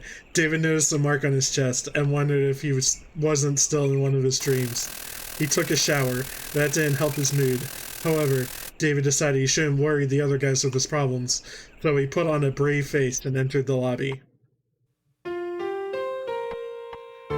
You like to sleep a whole 24 hours? No, I think he woke up in the middle of the night. That's what I got out of it. Andrew, Martin, and Susanna were already in the lobby having a coffee. Good morning.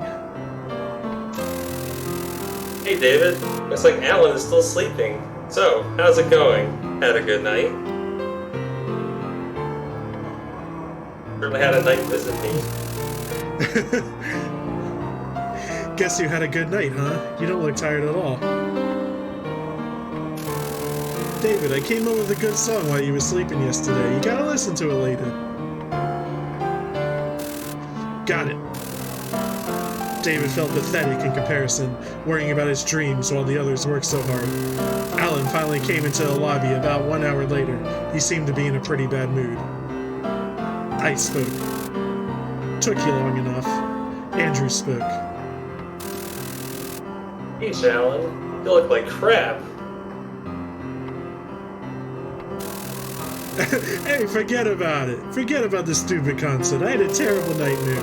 Oh, David's no. heart skipped a beat at Alan's words. Oh, Jesus, it's spreading. David spoke. What kind of nightmare? His voice was hoarse. Oh, Jesus. Horses now. Susanna spoke. What kind of nightmare? Alan spoke. Hey, we were performing one of our lives, and I had a solo part coming up, but I couldn't remember a single word. It was totally nerve-wracking, man. Makes me wonder what the rest of us would do if the sound went out. So what happened next? I was sweating like crazy, and then I finally woke up. Man, what a relief. I think your nightmares rubbed off on me. David pretended to laugh, but he was feeling very uneasy about the situation. As luck would have it, they were having their second concert today, so he wouldn't really have time to dwell on the matter. Oh, we have some kicking red tunes again. It was almost time for their last performance in Karnak. David was feeling well, and the rest of the band was in a good mood.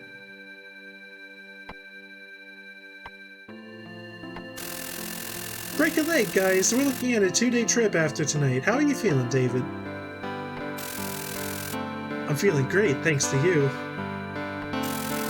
Hey, let's go, David. The band headed for the stage.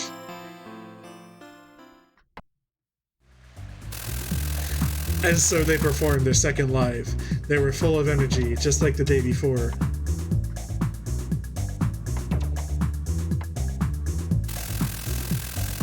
When their song began, the whole audience started jumping in excitement. amidst the audience, there were the two detectives who had followed them from London. Clark spoke.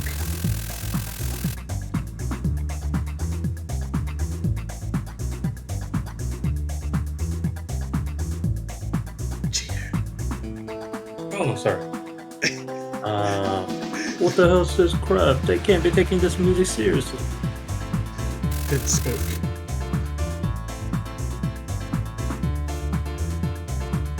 Wait. This is great shit. Wait, was it Beanston? I don't remember. Oh, wait. It was seeing that Alina Vision, I gained a new fan. Shit, I got that. Swamp.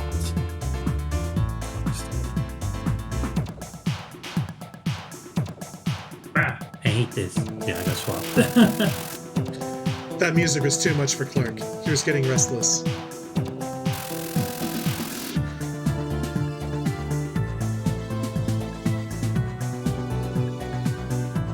Losing some FPS in the emulator.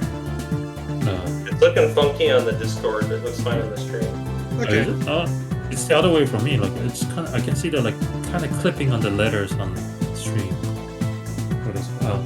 Maybe you're just too old, Chief. You don't get it.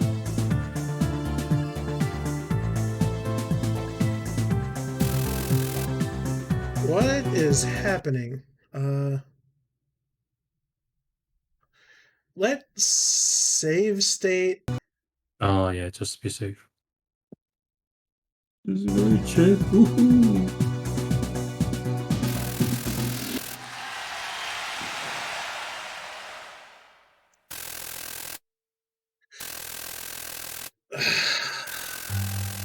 Okay, here's a new line. The music's like flipping out. Yeah. I'm thinking about restarting the emulator. Okay. It says it's running at 1 FPS. Oh God. Yeah, so...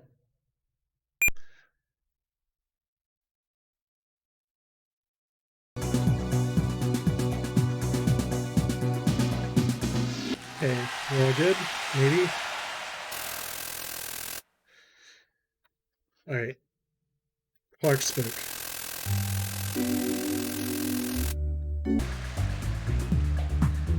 I don't know, man. That's all. Yeah, maybe I'm too old for this. I was gonna. Might just be how it loads up.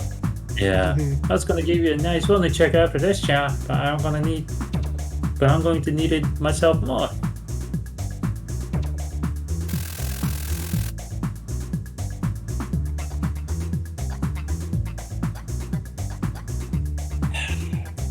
Come on, Chief. You're as fit as a fiddle.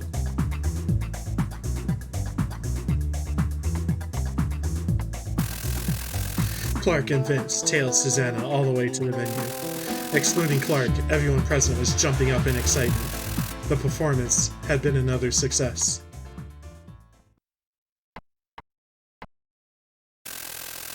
After the concert, the band had returned to the hotel. In the lobby, Susanna approached David. Yeah, I burped. Good work out there, David. You were great today. David spoke. Thanks. I have been feeling better today. You must be tired. Oh, this reminds me. I have just a thing. These vitamin pills are almost miraculous. Take them and you'll definitely have a good night. That sounds great. I'll definitely try. David thanked Susanna for her kindness. Pills here. Grab the pills. David took the pills Susanna gave him, and he was able to sleep well without a single nightmare. Their stay in Karnak had ended in success. The reviews had been positive, and they were expecting higher ticket sales for their future performances. Press any key to start reading data from the CD-ROM. So then there's oh shit, it was like the THC oils. Oh, the CBD oil? CBD oil, that's it. Oh.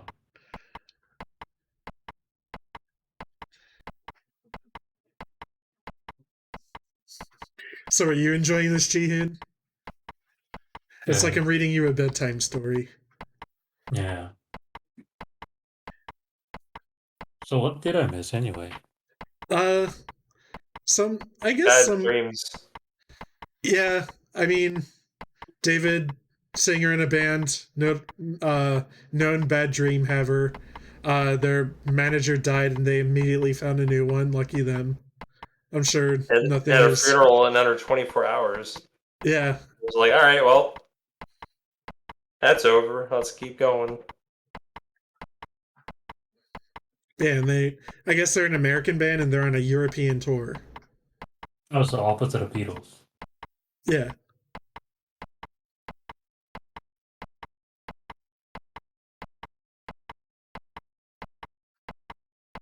Yeah, you honestly didn't miss much. We'd only been playing for like 15 minutes and there was like two of these. So there was no like prologue or anything to indicate why this happened, like ominous beginning intro. There is an ominous beginning intro, but it's not like helpful. Oh, okay. It was kind of just generally scary stuff, right? Because the games like this are stored like they're always like, oh, Dave when he was a kid, he opened a forbidden book or something like that. Nah, nothing like that. Hong Kong. The next morning, the band boarded the bus and departed for their following destination, Tours. The bus departed from Vans and made for Nantes, leaving Brittany. Oh no, where's she going? Possibly due to the recent success, the band members were busy chatting and didn't feel the need to play cards to pass the time. I still can't believe we're actually performing in France, David spoke. Remind me again, who was that guy freaking out because he had a bad dream forgetting the lyrics? Alan spoke. Oh, fucking shit. Hey, forget about it. That was a stupid dream anyway. The moment we stepped on this stage, it was like completely out of my mind. Susanna spoke. If the bus gets to Tours by night, we'll have a couple of days all to ourselves. Andrew spoke. If we get 2 days off, we should really do some sightseeing. David got to visit Paris by night, or at least he did in his dreams. Oh shit, yeah, let's jump between taxis and You only get to go on a trip around Europe every day. I'd like to see some famous landmarks in the real world, not in a dream. Martin spoke. Count me out. I'm going to use this 2 days to come up with a new song.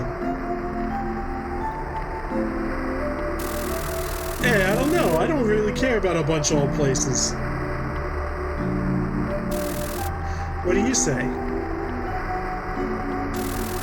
This is my first big job, so I think I'm going to use the time to get some rest.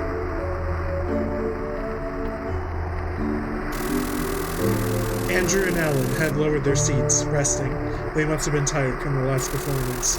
Martin, meanwhile, had taken out the guitar and was arranging a new song.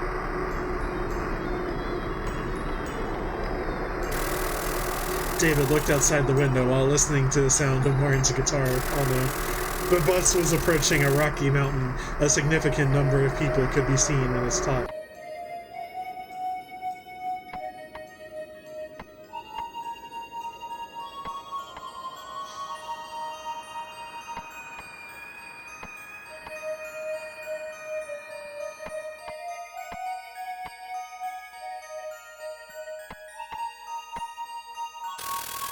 David forgot when he got off the bus. He was climbing the mountain.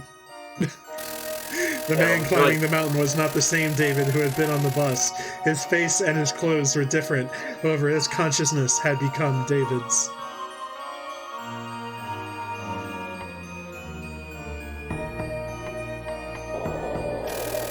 David brushed many people aside, climbing his way up. David could no longer hear the sound of Martin's guitar. He could only hear the wind blowing past his ears. A few words were going through David's mind. They've finally come. This shall be the final battle. Then he yelled, I shall perform the final ritual. Prepare yourselves. Before he could realize it, David had become an archmage of an ancient civilization. Yes! Yes! Yes! His people raised their hands, yelling in excitement. For the last 100 years, David's clan had been under attack. by the northern tribes. They've been cornered down below this mountain. The ritual he was performing would bestow them incredible power at the cost of their lives. However, they had no other way to oppose the might of the northern tribes. But if we all must die, then we shall take down as many of them as we can, he thought. They all knew this would be their final stand, and yet they kept cheering on David, the great mage, as he completed the ritual.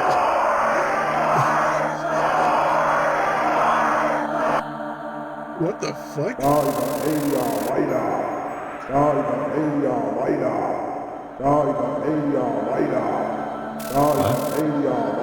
David began chanting his spell.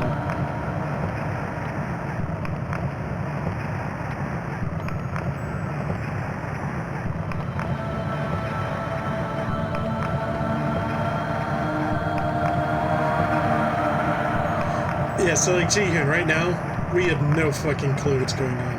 I had no idea. Yeah. We don't know anything about it was a complete this non game. sequitur to me.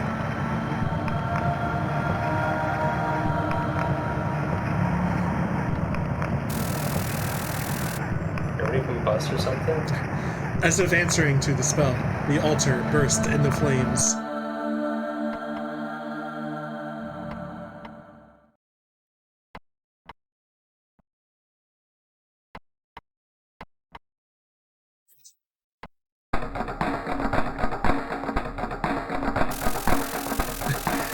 The drums beat in time with the spell. Their monotone rhythm was almost hypnotic. Is there like ancient pyrotechnics like bursting into flame? Additional instruments came after the drums. Everyone present entered a trance, dancing with a violent energy. When their excitement had reached its peak, everything went silent. They all stopped dancing.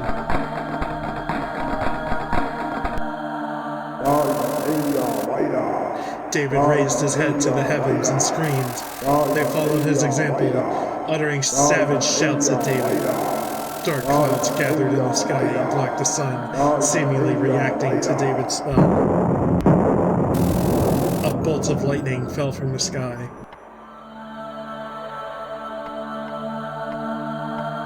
What's happening?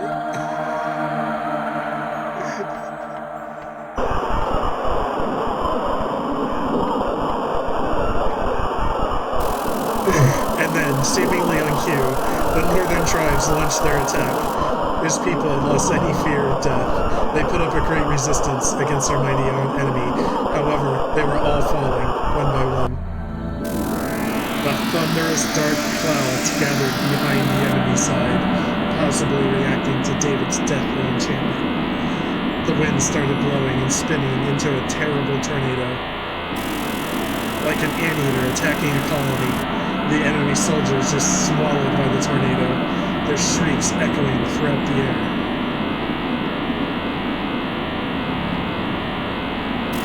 David raised his head to the heavens, mumbling to himself.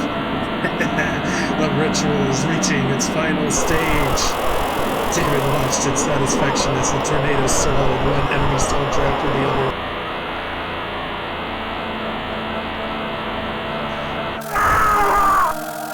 He fell to the ground. He felt a sharp pain in his left shoulder. As he turned around, the last thing David could see was a large man swinging his axe towards his head.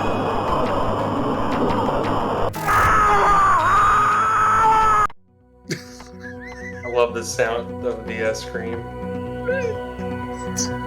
Gets me every time.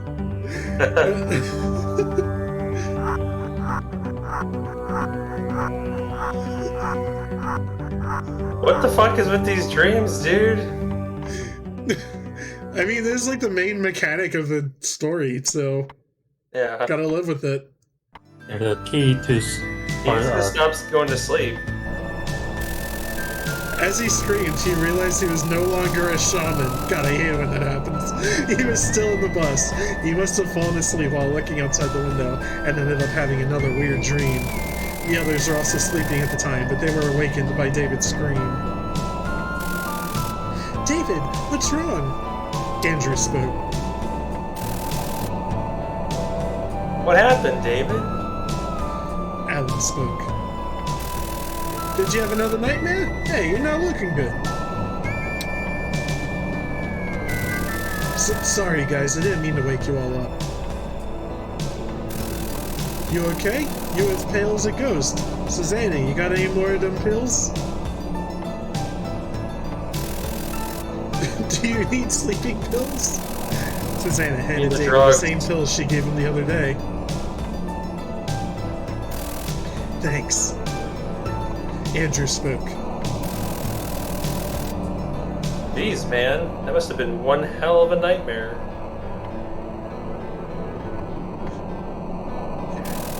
I also scream when I realize I'm not a shaman. Yeah. They tried to cheer David up, but after a while they reclined their seats and went back to sleep. Under the effect of the pills, David slept as the bus passed through Angers? I don't know. In its castle there was a magnificent tapestry depicting the apocalypse as it was told in the book of Revelation. The bus finally arrived to the city of Tours, where they would be performing next.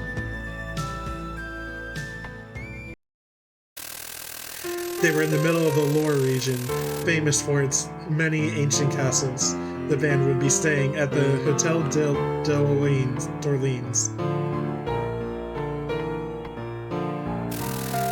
After that night, they would have 2 days off. The band members, excluding Susanna, were gathered in Alan's room, drinking beer and having a good time. There was some kind of late-night show on TV, but Martin was the only one among them who could speak French.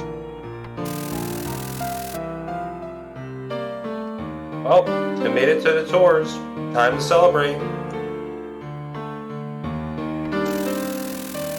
Here's to a great concert. Huh? This can's empty. Give me another one, would ya?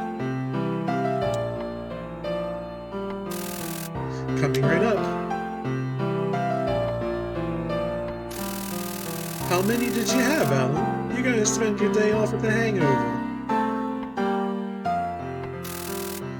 David gave a big yawn. You okay, David? I don't think you're getting enough rest. I think I've had enough beer. I'm going to my room to get some sleep. You better get some rest before you get sick, mate. David left the room. His friends seemed to be doing well, probably thanks to sleeping in the bus. Andrew spoke. Oh, past midnight. Should probably call it a day. Hey, Martin. Heard there's some old castles here near Tours. Any cool one you recommend? Uh-oh. Not castles. Not the castle. I don't know about cool, but there's a castle of Azay de Rideau, or the castle of Amboise. Huh? Alan, turn the volume up. Martin noticed the TV was reporting about some kind of incident in Karnak. Here we go. Holy crap! They're saying a tornado struck the place where we had our concert just after we left. It blew away the stage and all.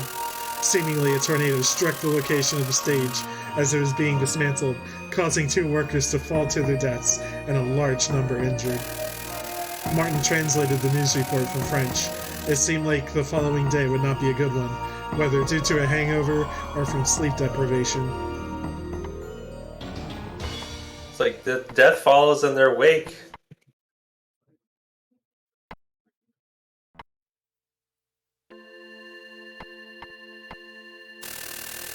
David went back to his room to sleep.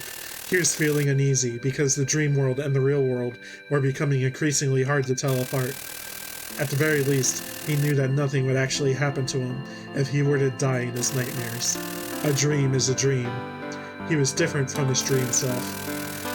He thought of his dreams as movies, where he was the main character. He might actually be able to enjoy them. He wouldn't be scared any longer. With that thought, he was able to relax and fall asleep.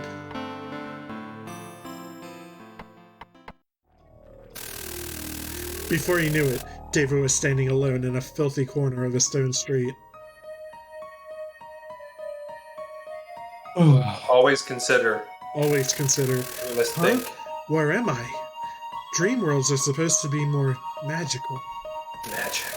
There were no lights outside and no moon in sight, and yet the street was dimly lit. None of the houses along the way had a door facing the street.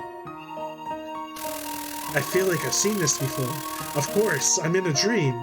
There's nothing to be afraid of. Let's take a walk around.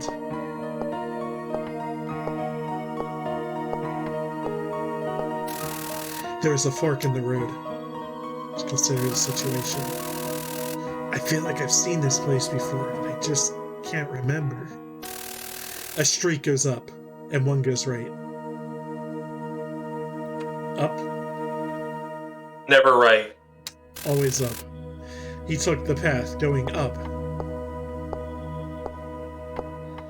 I liked when it was like up, forward, and like down. Yeah. Like, what the hell does that mean? Consider the situation.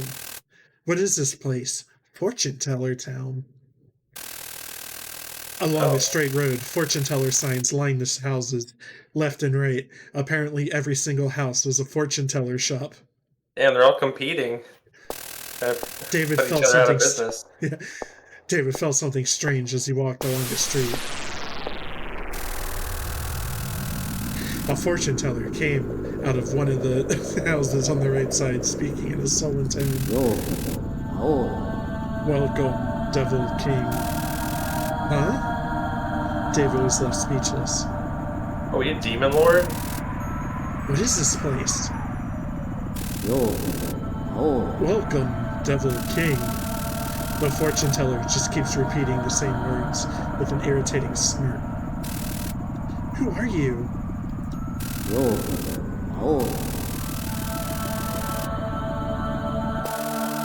David decided to ignore all that nonsense and go on ahead.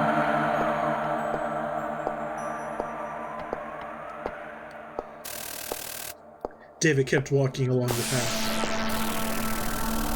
A fortune teller came out of one of the houses on the left side, speaking in a spiteful tone. Here you are, heretical demon. I looks excited. Do you know me? The fortune teller just keeps repeating the same words with a grave expression. He's some kind of NPC. He's ignoring all that nonsense and going on ahead. David kept walking along the path. A fortune teller came out of one of the houses on the right side, speaking in a sullen tone. Welcome, Devil King. David spoke. My name is David. Who are you? Welcome, Devil King. Just keeps repeating the same words with an irritating smirk. David spoke. Why are you calling me Devil King? What is this place? Who are you? Do you know me? My name is David. Who are you? Why are you calling me Devil King? Okay. How many questions? Ignoring...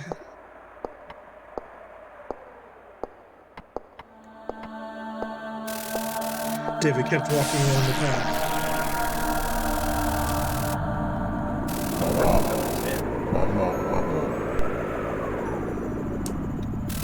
Who are you? Do you know me? My name is David. Who are you? Why are you calling me demon? What is this place? Who are you? The fortune teller spoke. Where are you, heretical demon? Just keeps repeating the same words with a grave expression. Walk through the stone streets, ignoring all that nonsense and going on ahead.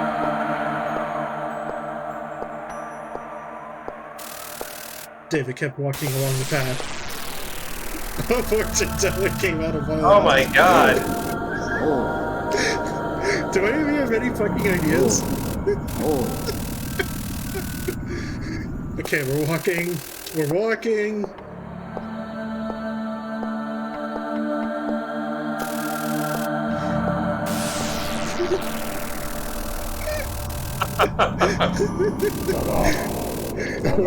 we're walking.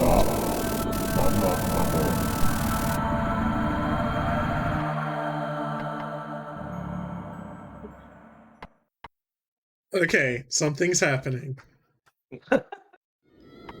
What the fuck?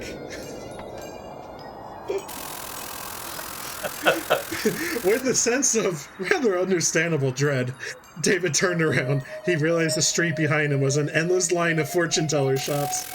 What the hell? Didn't I just walk through here?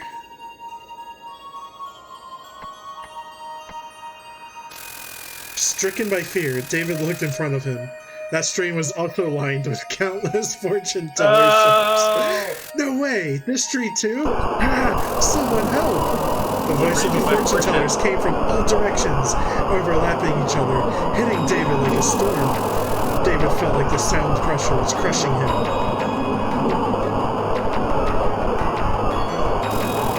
Finally, he collapsed while covering his ears.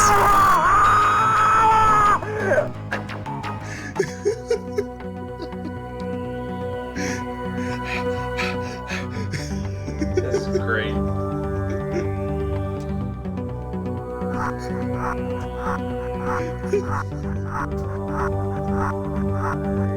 Who died this time? Fortune teller? No. Oh, man. When he woke up, he could still feel a ringing inside his head. Damn it! I feel like my head is going to crack open. What a nightmare. David began to cry. Dude, I get it, man. Understandable. Though he was finally back to normal, David felt a sharp pain in his left shoulder. Looking closely, he realized he had a bruise on his left shoulder, just like the one he had on his chest. Thinking back, he realized that when David the shaman was hit by that axe, he felt a sharp pain on his left shoulder. David was starting to feel terribly uneasy. Something absurd, something he couldn't explain was happening to him.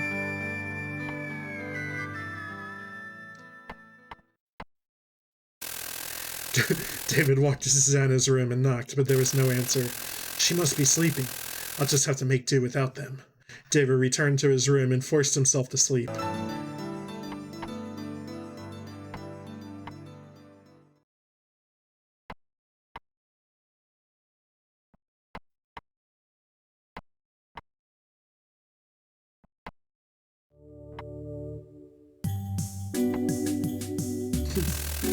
At that moment, Clark and Vince stopped their car in front of the hotel. Get ready, Jihun.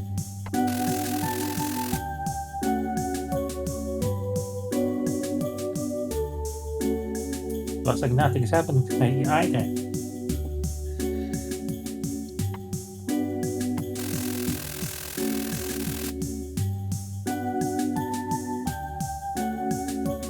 That was a close one, Chip. What if a tornado had us struck during the concert?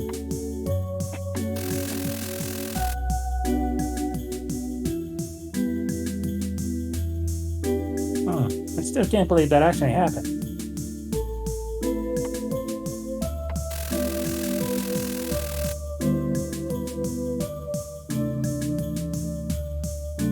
Earlier, you said it was a local thing. He came up and dissipated right after. Vince could fluently speak French, German, Chinese, as well as the language of his second home, Japanese. I came out of nowhere. I don't know what that has. What that has to do with this situation. He's the real main character. Oh yeah, because he's a Japanese. Weird incident happened. I wonder where these guys go. I have a bad feeling about this whole thing. It's funny how that you actually have to choose between Vince spoke, Clark spoke. It's really weird. It's hard to keep track of the conversation and stuff. Well, It's like we're compelling them. Like we're outside of the game and making them do it. Mm-hmm. what happened if you actually choose the person who just spoke? It repeats the line. Yeah. Oh wow. Why don't we just go back then? They haven't been doing anything suspicious. Let's look at the front of the hotel. It was late at night. The only light came from the hotel's front door. There was not a soul in sight. Everything was quiet. Clark spoke.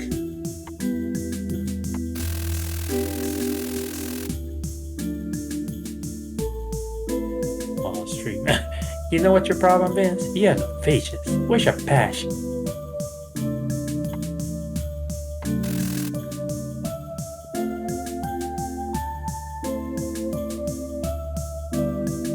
Look.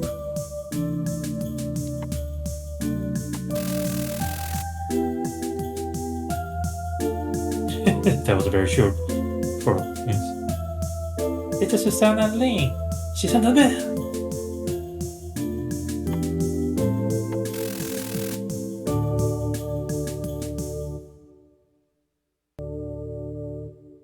Maybe she's gone shopping.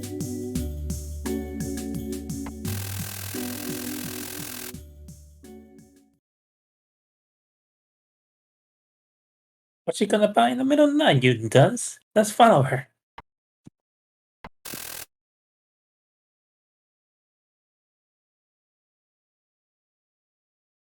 You got it.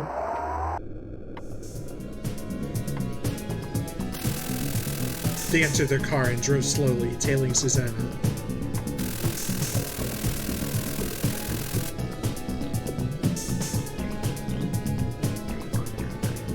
She's walking as fast as she can.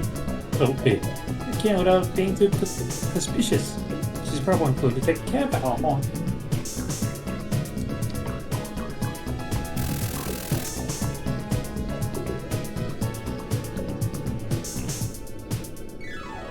Where do you think she's going?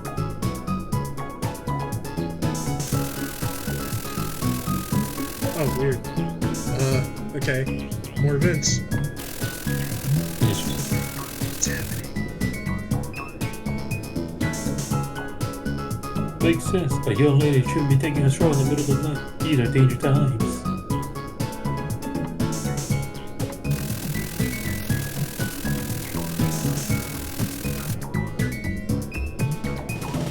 Yeah, we're in the middle of the night and she's basically running up somewhere. If she wants to take a cab, she better off waiting for somewhere while lit.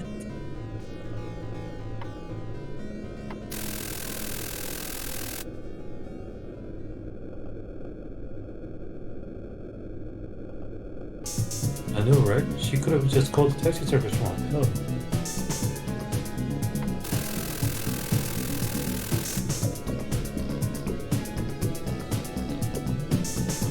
That can't be. She must be meeting someone. Someone she's not supposed to see. She's supposed to be seeing it. I'm enjoying the break.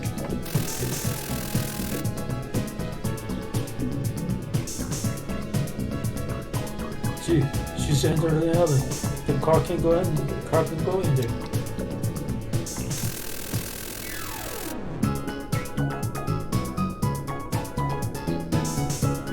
Did she not notice us? Whoopee. We'll have to keep tailing on her. Hurry!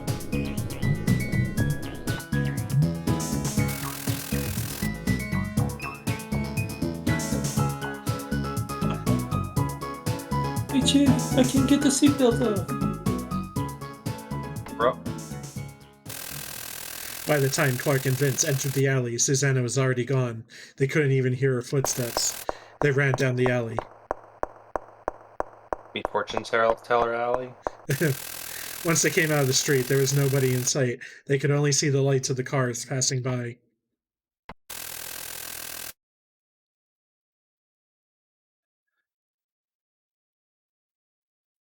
Ah, sir. Where was she going anyway?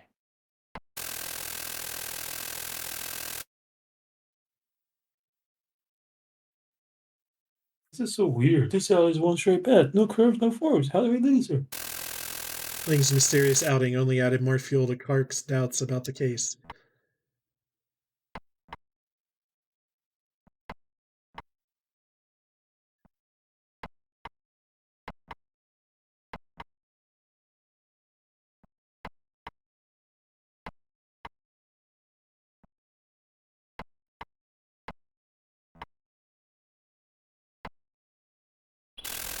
Trying to forget his last nightmare, David started working with Martin to write the lyrics for the new song.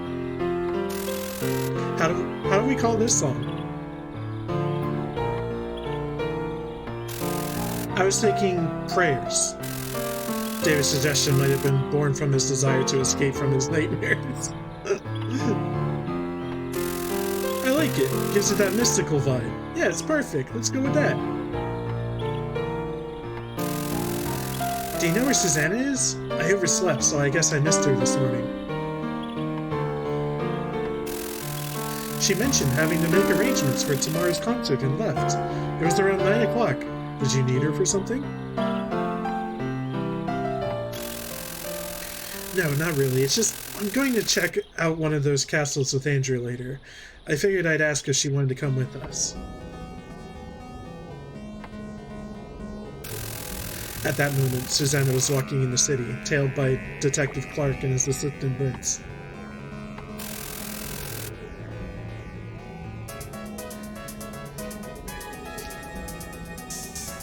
She's just taking a nice stroll.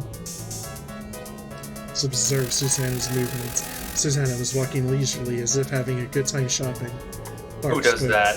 That's awfully suspicious.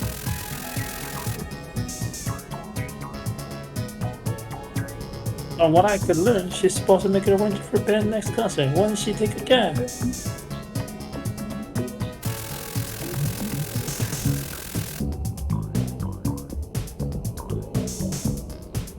Why are we telling her if she already knows where she's going, Chief? It makes sense during the night, but now? Killing her at all hours.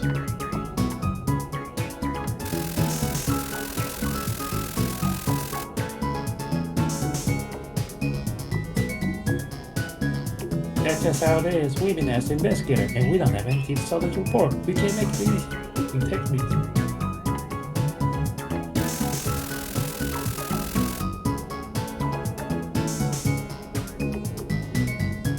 Yeah, we can't really say that she gave us a slip when we tailed the last night, huh?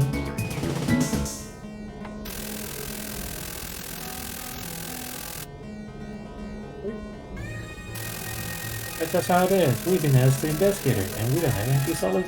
Okay, she's... So she was in the shopping district. Susanna did not seem interested in buying anything. She was just simply walking around, glancing at her wristwatch from time to time.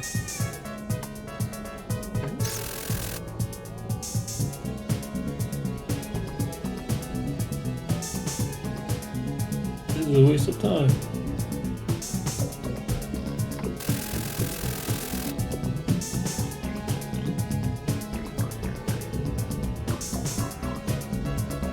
Keep checking quite high. Is she waiting for someone?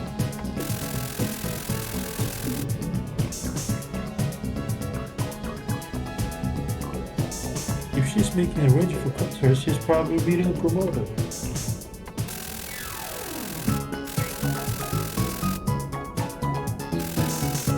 Susanna started walking again. After seemingly confirming the sign outside, Susanna walked into a cafe.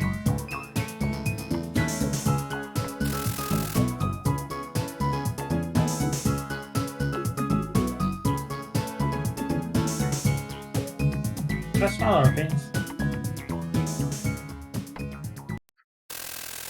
After confirming that Susanna took a seat at one of the tables in the back, Clark sat at one of the nearby tables. While Clark was drinking his coffee, a middle-aged man approached Susanna. After a brief greeting, he sat at her table.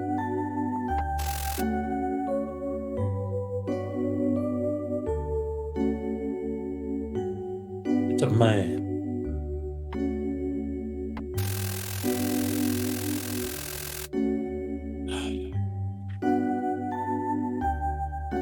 He doesn't even look like... He doesn't look like a promoter. He looks like a president of a bank or a CEO of a big company. That's what I'm saying. Your hunches are usually right, so let's assume this goes in nothing to do with the music.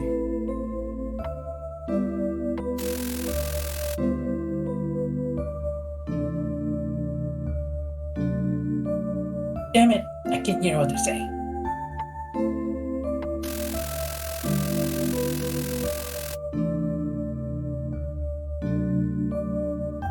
It's not something they want the people to hear. I'm starting to think Our Lady does have something to hide.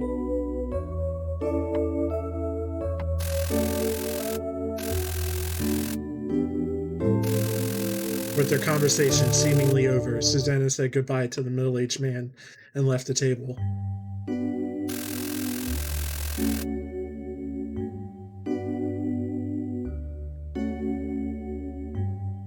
Hey, did you see that? He gave her something she was needing.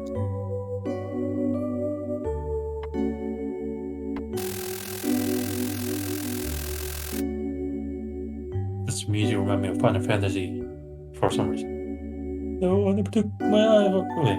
No, I never took my eyes off over time and didn't know anything. Are you sure you didn't imagine that, Chief? I recognize it from the disappearance of Ari Suzumiya. I don't know what the hell that's from though. I don't know. This is like open to public music. One of Yeah, those. I'm pretty sure.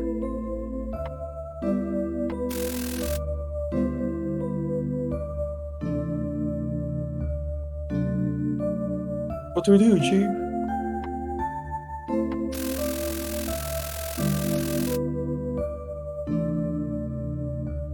We have to split up, Vince. You follow the man. Find out who he is. I'll keep telling the girl. Clark left the store and followed Susanna. Whatever it was she had been given, it was something she couldn't obtain publicly, and that was bothering him.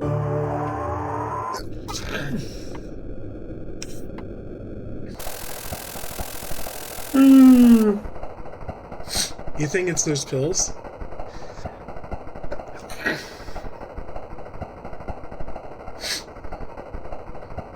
Susanna's cab left her in front of a building with a sign that read Elephant Entertainment. She went inside.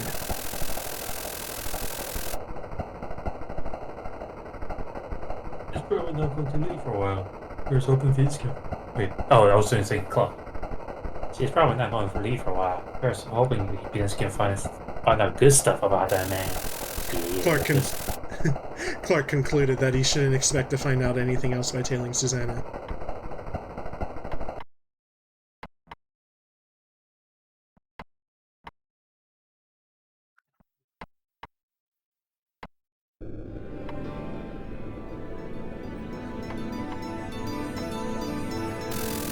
Meanwhile, David and Andrew were on a sightseeing tour of the old castles of Lord. They considered getting on a tourist bus, but since they wanted to be able to get back at a moment's notice, they decided to take a cab of one of the castles Andrew saw in the book. Oh. After about 1 hour, they arrived at the castle of Azay-le-Rideau, near the river Indre. Look at that! It's amazing! David spoke. It's got a drawbridge and all. How cool is that? Let's look at the castle. The castle of Azay-le-Rideau was picturesque. It was erected on a small island in the middle of the river. It was a breathtaking sight. Andrew spoke. It says here the castle is best seen from the outside. Apparently the rooms are all closed to the public. There's a lot of castles in the lore, but I really like this one. It's like it came out of a fairy tale.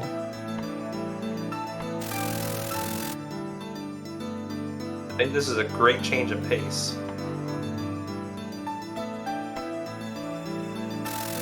David and Andrew relaxed for a while near the old castle, eating an ice cream. Then they took a cab to the next castle in their tour. Before Andrew could mention the next stop, David ended up telling the driver to go to the castle of Jihun.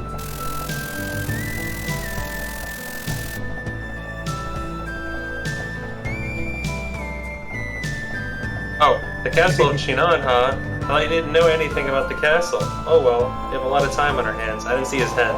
Yeah, that threw me off too. The taxi headed for Chinon.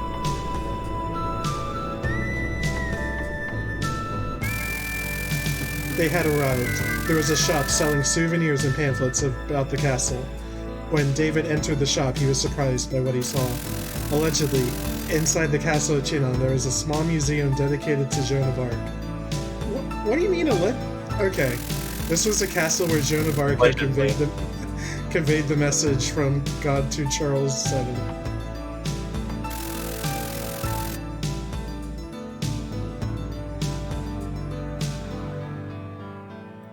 What's wrong, David? You're looking a little bit pale there.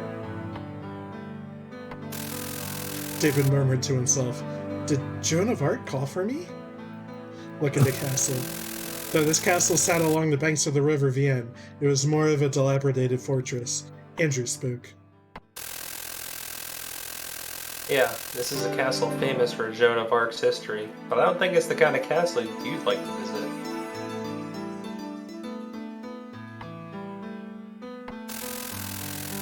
I just remembered the name. I might have heard about it because it was where Joan of Arc first became famous. Well, we've seen it now. Happy? Well, let's go see a cool one, like the castle of Chambordy.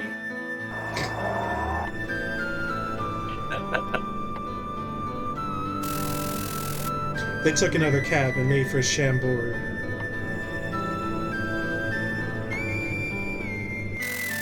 Once they had arrived, they had observed the castle from the outside. See, now this is a castle. Yeah, I guess unlike the castle of Chinon, this one is really imposing. Let's look at it. The castle of Chambord has an overall symmetrical form. Its castle walls form a rectangle with cylindrical buildings at each angle. What a sight, eh? Those circular constructions were rare at the time, you know. We've come all this way. Why don't we go inside?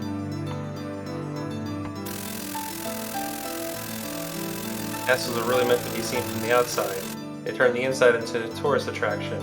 Hate that crap. If you want to see how a castle really looks like inside, we should go to Amboise. The castle of Amboise. Or Amboise, I guess. Yeah, there's this tower with a diameter of 21 meters, called the Mini-Me Tower. The castle itself is pretty big too. It'll take us a while to check it all out.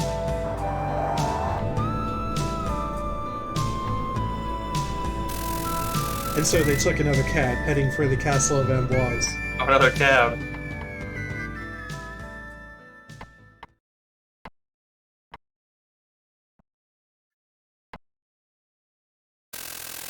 The taxi arrived at the castle of Amboise. So cool. I can see why you recommended it. It's incredible. Let's look at it. It said that at the time of its construction, the castle grounds had an overall triangular shape, with a base of 180 meters and two sides of 200 meters. But all that's left now is this large circular tower facing the Loire River and the central building. Andrew spoke. I can't wait to go inside the Mini-Me. How's that supposed to be pronounced, Kevin? I don't know. Come on, let's go inside and tell the guys all about it later.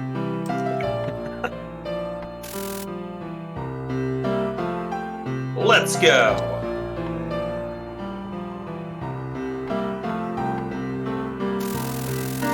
Andrew walked towards the castle entrance with a childlike glee. Andrew must have been forcing himself in order to cheer up David. David was aware of that, but he kept it to himself, silently appreciating his efforts. They paid the entrance fee and went inside.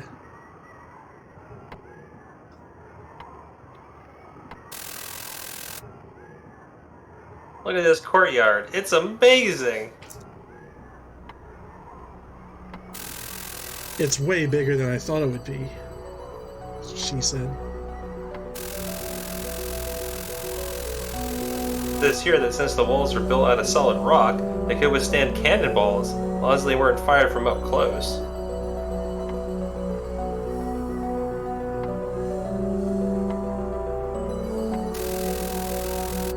Andrew, take a look at the walls. There's blood on them.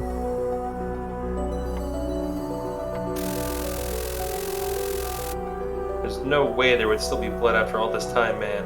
It's just dirt. You're right, it has to be dirt. I just assumed it was bloodstains. For some reason, I keep having these weird thoughts lately.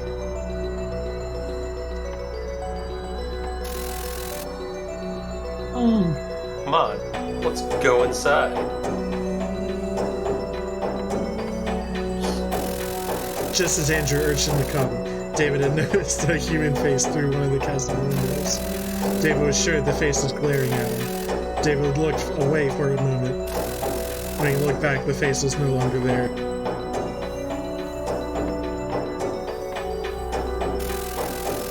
When he looked back towards the entrance, he could no longer see Andrew. He had either gone inside or outright left. David hurried inside the castle. Press any key to start reading data from the CD-ROM. Yes. I love my NE key.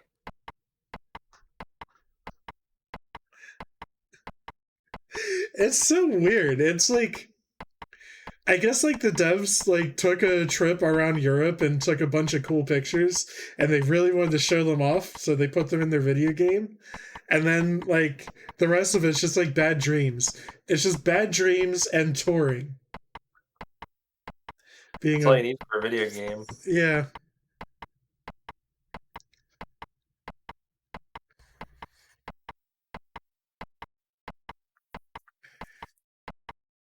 This still really cool though. I still have no idea where anything's going. You have this entire detective plot, and as like a sidetrack, in addition to our crazy guy.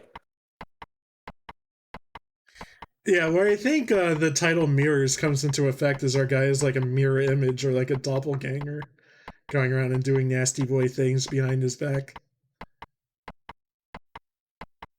That's what it seems to be anyway. I don't know.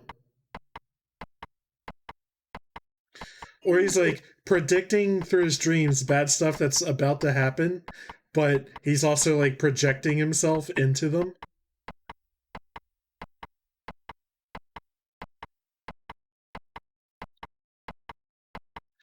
But I feel like what Susanna's probably getting from that businessy guy was probably the pills that her boy's been taking to sleep, and maybe those are some kind of like mind control thing.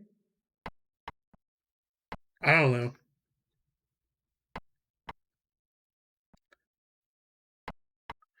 Yeah, I definitely have like ideas about certain things, but none of it's coming together for a full picture yet. Oh, hey, Nix, how you doing?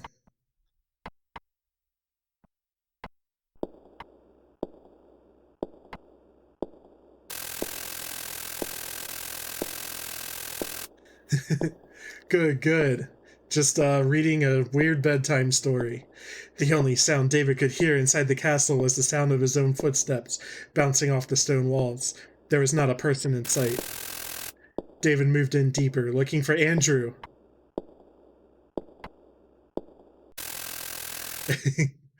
Until he reached a room blocked by iron bars. You're gonna finally kill Andrew? Okay, we're gonna look through the bars. Oh! The moment he approached the room, a dirty man grabbed David's shirt through the iron bars. David spoke. What are you doing? Let me go! Wow, that does scare. You're the Dark One, the Devil King. You'll use your forbidden magic to bind us and kill us. But our king will never allow your evil. Did they say anything else? No. Okay. Do I say anything different? Why are you calling me Devil King? I'm a musician. Okay. Enough of your nonsense. You think you're safe because you locked me in here, do you? You're wrong. Behold my magic. The man closed his eyes and began chanting a spell. David unconsciously thrust both hands forward. Somehow the man disappeared from the room instantly.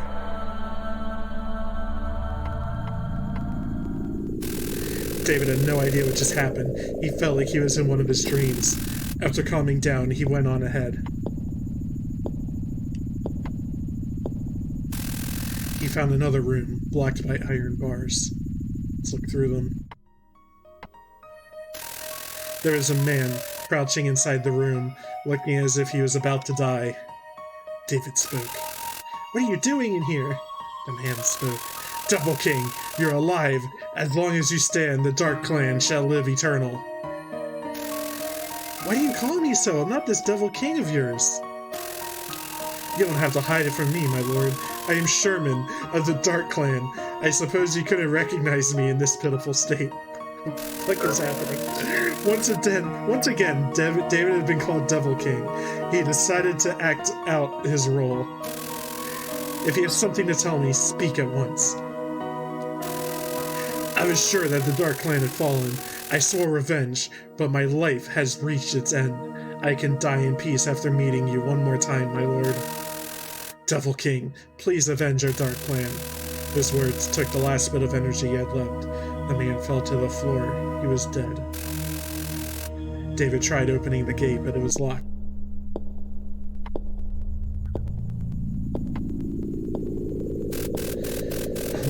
Ooh. David started walking aimlessly. He could barely focus. David noticed something on the ground.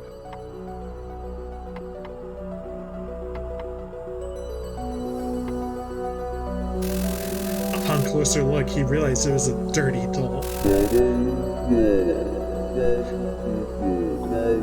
Don't come any closer. David looked around. He couldn't find anyone. You heretical nightmare. That's what it sounds like. David was paralyzed by the shock of his discovery. He found the owner of the voice. It was the doll. The moment he attempted to grab the doll,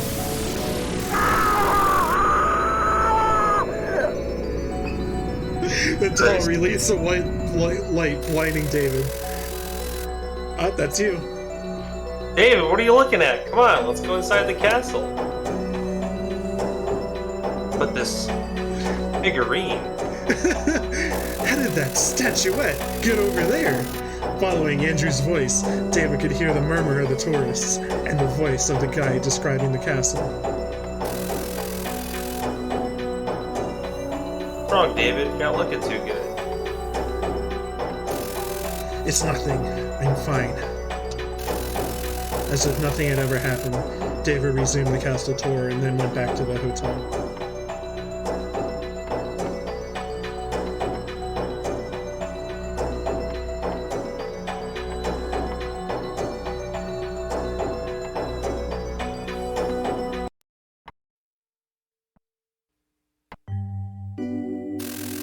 After returning to the hotel, the front desk clerk called out to him. Mr. David? David spoke. It looks like he's out of the Twilight Zone. Yeah. Did you call me? There was a visitor for you around 11, but you weren't available. He left a message for you. What does it say? Here it is. The clerk handed David an envelope. He opened the envelope on the spot and read the message. I have something very important to tell you. Come see me at the house on 247 Rue de Blutes. Whatever you want, I'll be waiting for you. What? Can you tell me more about who gave you this message? David considered that it might just be a prank from a crazed fan, but there was something about it that really bothered him.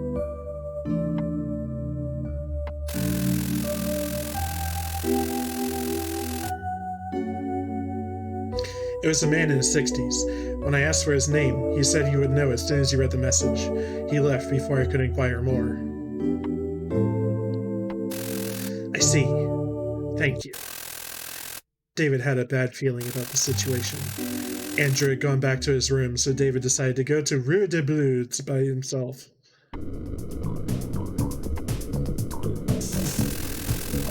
As he didn't know the layout of the town, David hailed a cab in front of the hotel. Oh my fucking god, here we go again. Taxi driver. Blues? That's a 30-minute drive from here. Just a heads up, there's nothing interesting for a tourist over there. This is Beaujean Boulevard. We're almost on Rue de Blutes. The Rue Blue. This is 242 Rue de Blutes. 247's probably in that alley up ahead. Oh god. Cars can't go in there. Alley.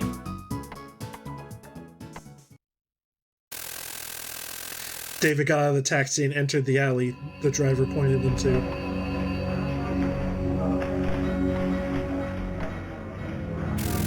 After walking for a while, he saw a crowd gathered in front of a house.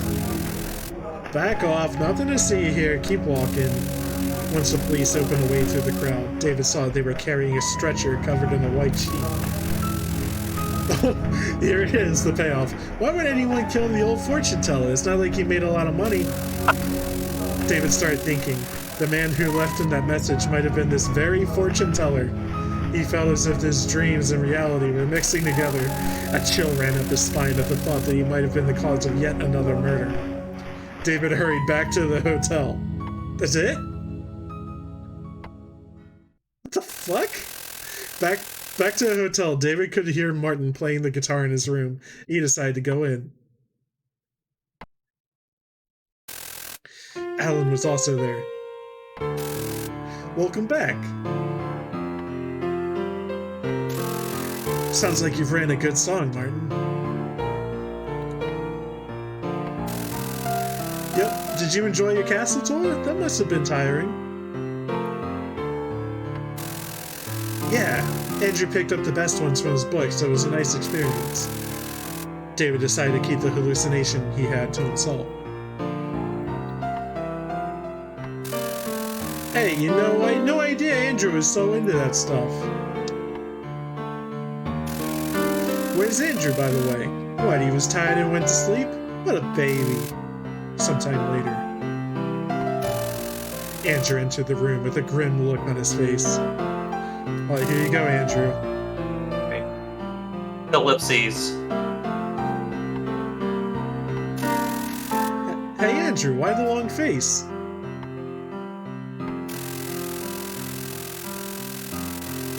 I left my room after taking a little nap, and I saw this weird old man in front of David's room. I didn't care about him at first. I just passed by him and kept walking, but I turned back for some reason, and you'll think I'm crazy, but the old man was gone, like he was never there. Hey, so what? You saying it was a ghost? Forget about it. Maybe you brought back from one of them castles. Cut it out. No spooky talk in my room.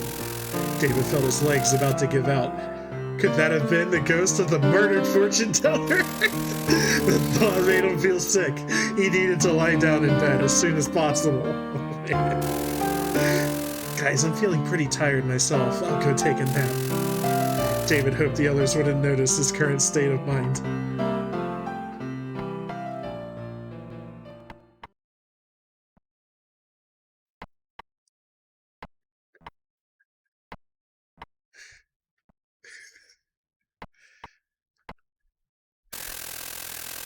Back in his room, David crawled into his bed and tried to sleep, but for some reason he was completely unable to do so. I don't get it. I should be dead tired, but I can't fall asleep. I know, I'll ask Susanna for some of her pills. I hope she's still up. There was a knock on the door. Who could it be? Andrew. David dragged his tired feet along the room and opened his door. It wasn't any of his friends. It was an old man he'd never seen before. David jumped back, forgetting all about this fatigue. The old man entered the room, looking at him. David spoke. Who are you? Leave, now! Devil King, it is I, Michel, the sorcerer. I came to warn you about a terrible trap. This Devil King crap again? I've had enough of it. It's going to be a bloodbath, my lord. You must listen to me. Who are you? I don't know any Michelle. Have you forgotten about me, my lord? I took care of you during your childhood. Devil King, at this rate you will turn into a vengeful demon and be banished from this realm. Banished me already. Why would I turn into a demon? How could you, the Devil King, not know about the forbidden powers you possess? Could it be? At that moment, Susanna entered the room. David, what's going on? Who is this old man? Layton? I should have known. If you're here, then we're too late. Devil King, you only have one option left. You must die. Please, die. Suddenly, the old man jumped at David's throat, strangling him. Oh. Please die. I beg you, my lord. I beg of you. David, watch out! Run away! Susanna pulled the old man, desperately trying to get him off of David.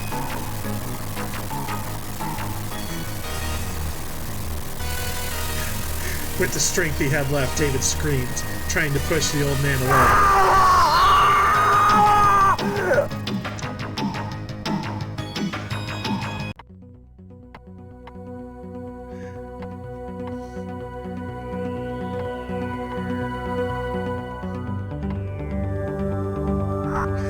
Finally gonna die?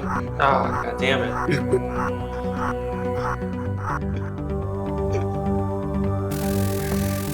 David, open up! David, are you okay? It was another dream. David jumped out of the bed. Neither the old man nor Susanna were in his room. The moment he realized it was but another dream.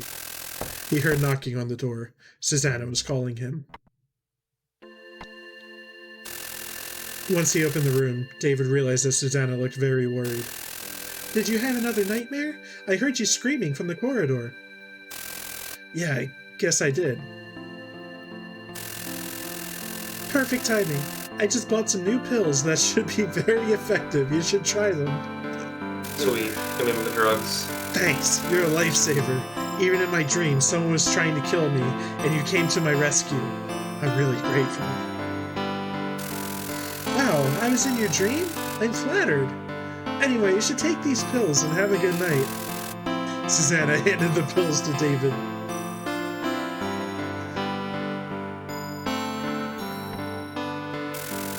David looked at the small bottle, feeling glad for Susanna's kindness. He took a few and went back to bed.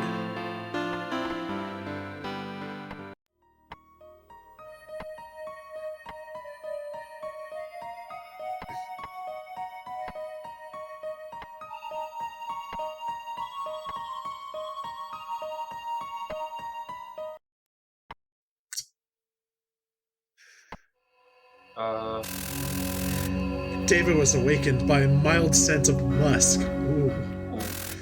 Where? Everything about this room was different, from the bed to the rest of the furniture. He could hear the voice of a man coming from within the room. A man approached from the back of the room. Are you awake, my king? King? Who are you? I apologize for the rude awakening. I am the sorcerer Horkai. Or sorcerers. At that directly into my veins. No, this is a sorcerer. The other guys were mages and shamans and fortune tellers. This is our first sorcerer, Andrew. Get it together. All right, I'm sorry. At that moment, he heard the voice of a woman, who then walked in from the back of the room. Lady Susanna, the king is awake. Susanna spoke. Then let us begin the sacred ritual. Susanna, her clothes are different, but she definitely looks and sounds like her. Am I saying that out loud? King of the beasts, you who are both king and priest, O god of darkness, drink the water of life. Horkai offered David a bottle filled with water, or bowl filled with water. What is this water? Divine water from the Star of Darkness. Only you, the king, are allowed to drink it. You must drink it during the morning ritual. Susanna took the bowl from Horkai and handed it to David.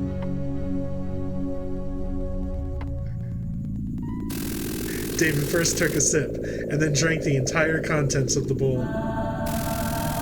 A terrible energy flowed through him. He felt as if his body was going to explode. Another person in him is gonna burst out. Susanna, help me!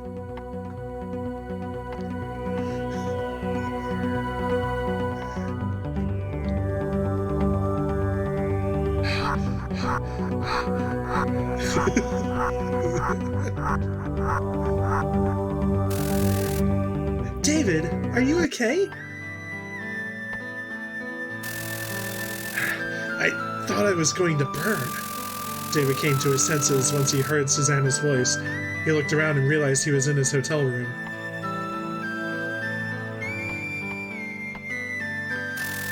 As he hurriedly got dressed, he told Susanna about what he had just seen. It was one of my weirdest dreams yet. You were there again. The water of life and this man called Horkai. This is so weird. It's been barely 3 minutes since you took the pills, and you were already dreaming? You might be hypersensitive to these pills. It was one of my... Huh? Has she even described what the fuck these pills are? They're vitamins. Here, just have some vitamins. Fucking vitamin D, asshole. Yeah. Come on, you have a concert tomorrow. You better get some rest or you're not gonna feel well.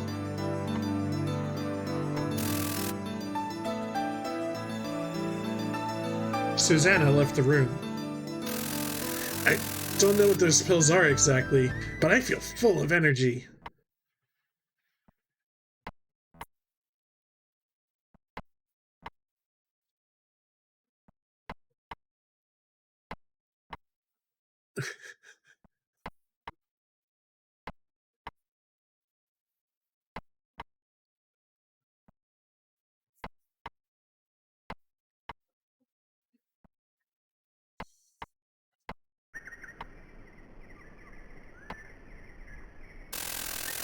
The following morning, David started writing lyrics as if he were a different man. He had never felt so full of energy before.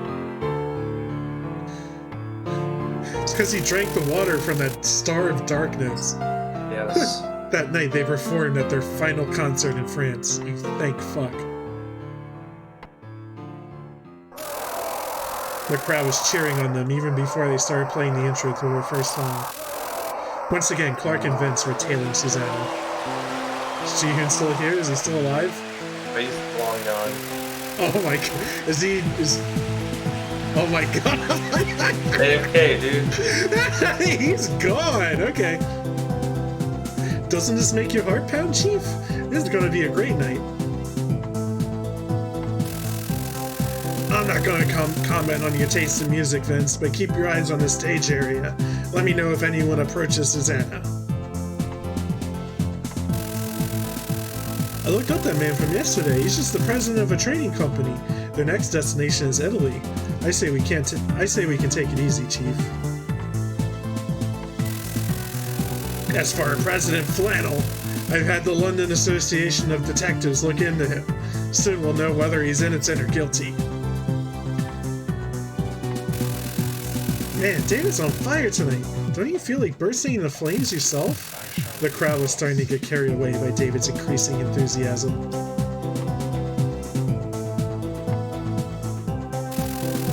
It's shit music, but I can see why young people would like it.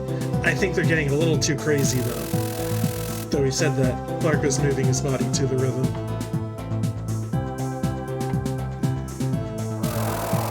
As the song progressed, the crowd went into a frenzy. Basking in their energy, David became even more excited.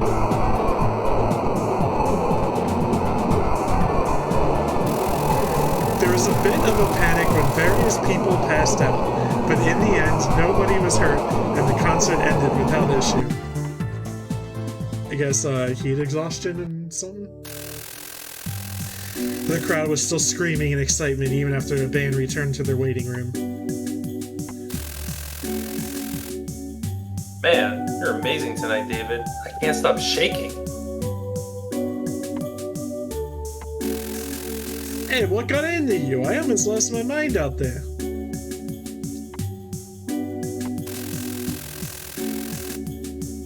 Me too. At one point, I think I was playing in a trance or something. I know, right? I could have been playing until morning. Forget about it. Like turn into a demon man. I was so out of it, I didn't even remember being on stage. If David keeps singing like this, we might get knighted by the queen herself.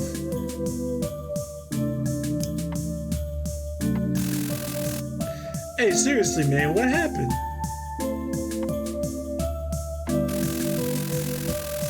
I don't know what to say. Once I got on stage, I felt so full of energy, like I made a pact with the devil. Susanna joined them. Her face was flushed, as if she hadn't calmed down from the excitement yet. David, you were great tonight, but we've got trouble. The audience won't leave the venue. We're having security bring a car as soon as they can. Don't go outside just yet. My voice is starting to go. It was late night when the band finally started returning to the hotel.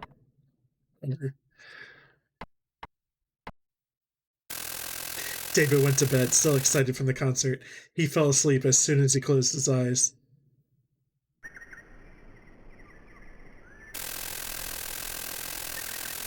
He woke up the next morning. It had been a long time since he last felt so refreshed. David smiled.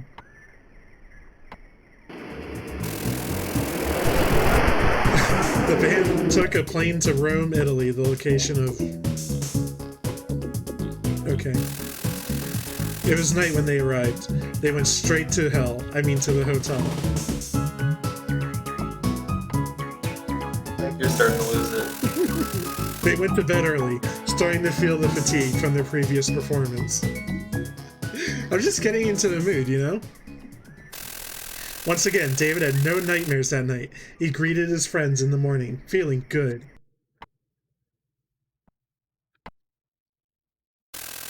It was past noon when the band gathered in the lobby.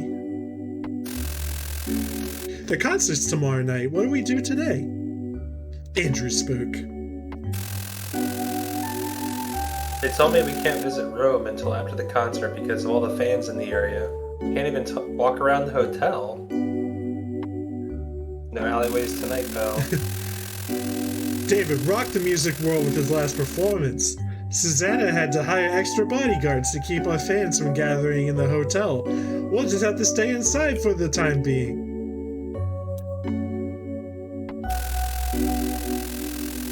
This is bullshit. Susanna's being a worrywart. We're young. We don't need to rest this much. Then why don't we run a studio and practice the new song? I'd like to announce it at our last concert in London.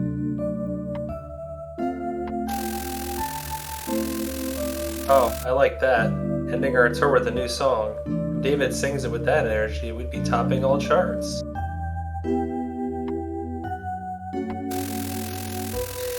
Yeah, staying cooped up in the hotel would drive us crazy. Let's rent a studio and make some noise. Susanna agreed with their plan and made arrangements with their promoter to rent a studio. For the band, there was nothing better than being inside a recording studio late at night. They all started practicing. Martin first and foremost, but... David, what's the matter with you? Vocals and instruments are all over the place. I just need more water from the Star of Darkness. What's wrong? Your voice is slurred. It's like your head is somewhere else. Hey, forget about it. David's been working hard since that performance. Maybe he's getting tired. David, I think you should go back and get some rest. You keep pushing yourself like this, you'll be a mess during the actual concert.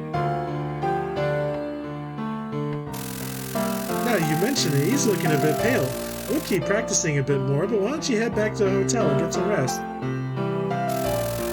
David was starting to feel tired after entering the studio, but after seeing his friend so full of energy, he decided to keep his condition to himself.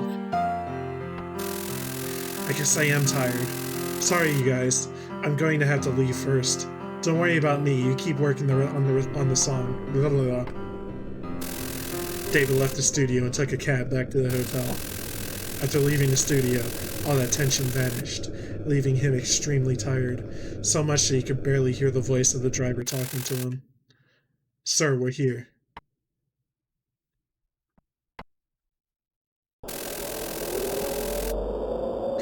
David stepped out of the cab, which then disappeared into the night. The lights in front of the hotel were still on, but there were no crazed fans in sight. David sighed in relief and walked through the door. He rubbed his eyes. It was dark inside, and there were no signs of people.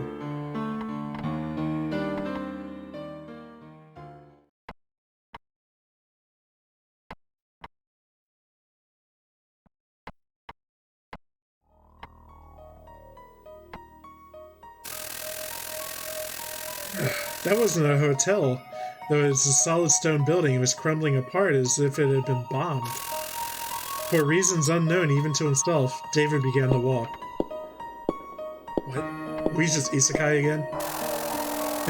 As he reached what appeared to be the entrance, he realized that it was some kind of ancient building made of stone and bricks. Where am I? Is there nothing else I can do but go inside? Inside, there were stone pillars lined up like a temple. However, the ceiling and many of the pillars had been destroyed. The night sky was visible. How did I get here? This is supposed to be the hotel. There seems to be a way further in. Guess I'll have to follow it.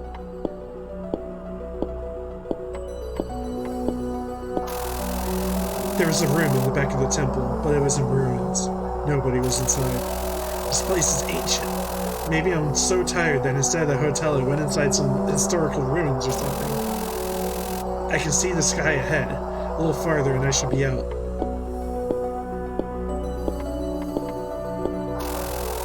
The building was in shambles, as if it had been hit by an earthquake. With many paths still blocked by rubble, he was unable to simply walk forward.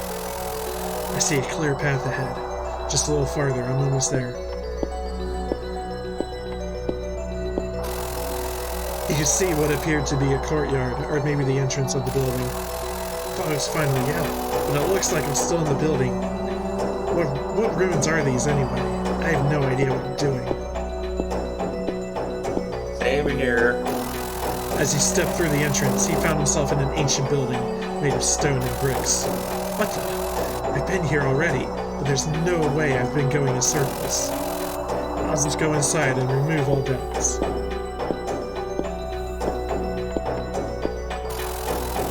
He entered a temple with ruined stone pillars. See, it's the temple from earlier. I must be in one of my nightmares. I can see outside the building from there. I'll just climb over the wall. That'll do the trick.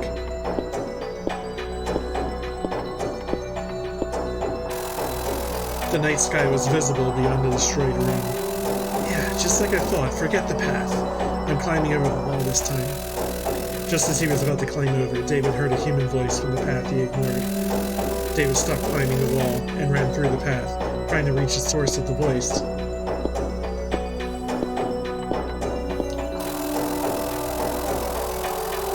The path was full of stones and bricks from nearby fallen buildings.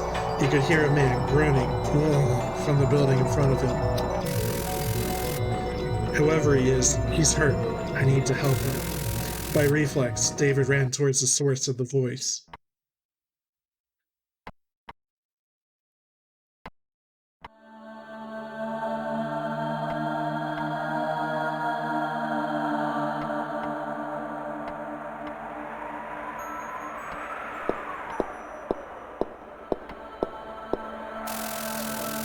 An old man came out from a crack in the wall. There was blood flowing out of his chest.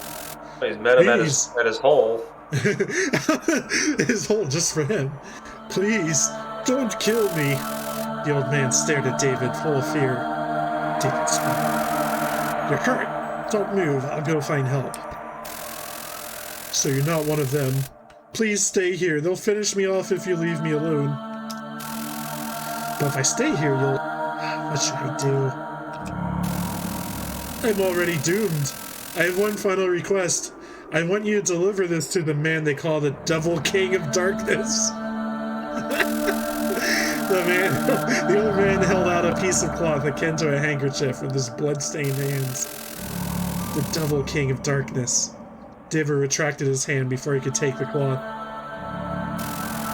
What are you talking about? Who is this Devil King? I don't understand. Those people killed my master. With his last breath, he told me to deliver his cloth. Master's words. Deliver this to the followers of the Devil King. Tell them that unless they kill the person bearing the crest drawn on this cloth, our Dark Lord will never return. Give me that handkerchief. My master died shortly after. That's when they started coming after me. I beg of you, carry on the duty my master has given me. While David was still weighing his options, he felt the presence of people around him.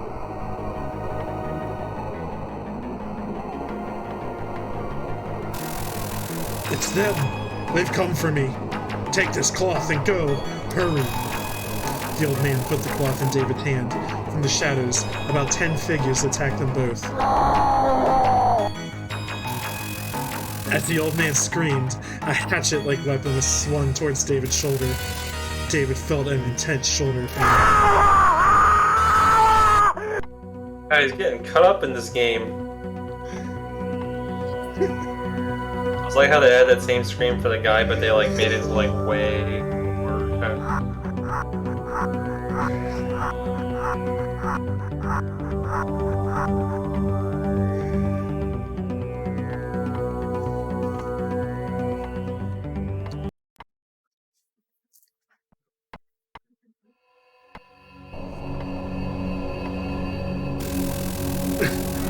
Are you okay, sir? Please bear with it. We're almost at the hotel.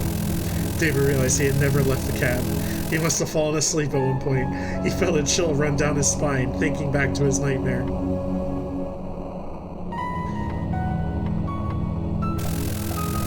When the taxi arrived at the hotel, he found Susanna waiting for him at the entrance. As David was about to get out, the driver told him, "Sir, you forgot something." There was a piece of cloth on his seat. The driver handed it over to David and drove off. While he looked at the handkerchief, David felt a chill run down his spine once again. That was a cloth with the crest, the same one the old man gave him in his dream. David tried to convince himself that it must have belonged to another customer. Not wanting Susanna to notice it, he put it in his pocket.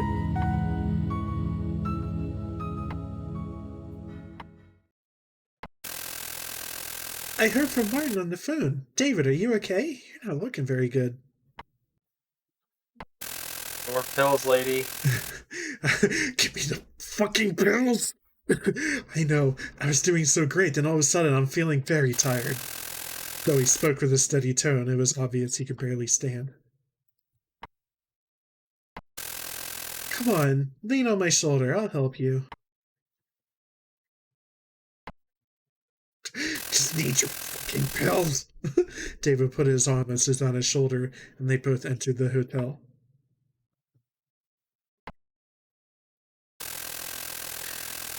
Ooh. David welcomed the feeling of Susanna's warmth from the elevator all the way to his bed. As her warmth left him, David thought back to the cloth with the crest. He was sure that he would have another nightmare if he were to fall asleep.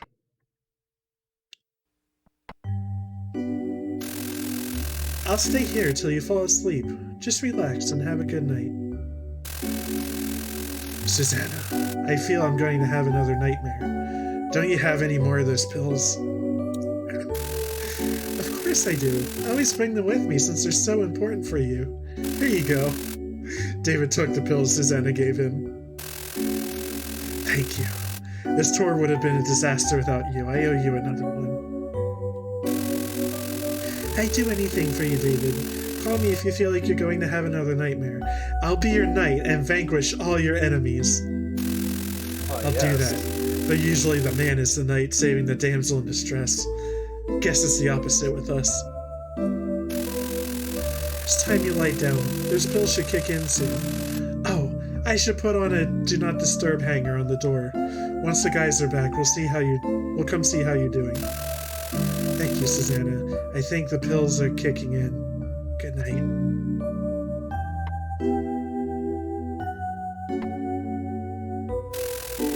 David felt his body burning hot. The pills are probably starting to have their effect. Susanna turned the lights off and was going to leave the room when David seemed to have fallen asleep. What? That was good pills. David, what's wrong? David was tossing and turning. Susanna threw herself onto David, desperately attempting to hold him down with her body. Suddenly, David lost all his strength. Susanna wiped the sweat from David's brow.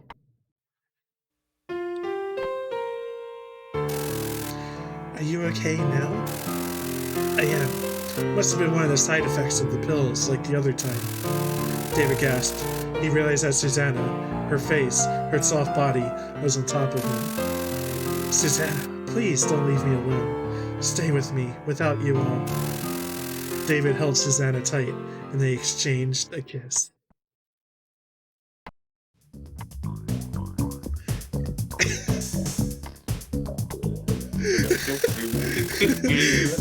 At that time, Clark and Vince were staking out the hotel.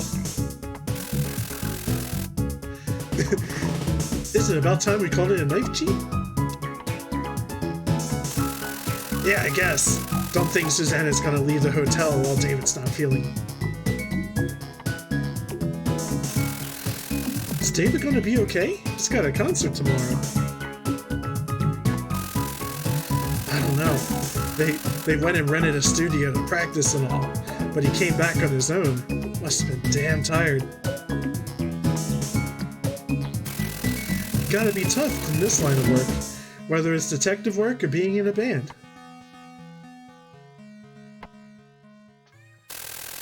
Clark and Vince got into their car and drove away from the hotel.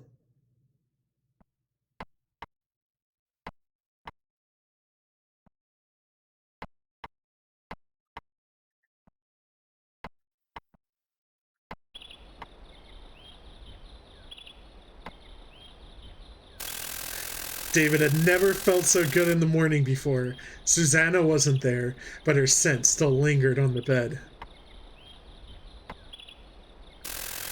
But after taking a shower, David looked in the mirror and his mood soured instantly. He had another bruise on his shoulder, as if the events of his nightmares also occurred in the real world. David shook his head, as if to chase away the thought, and left the bathroom. The late wake-up call was ringing.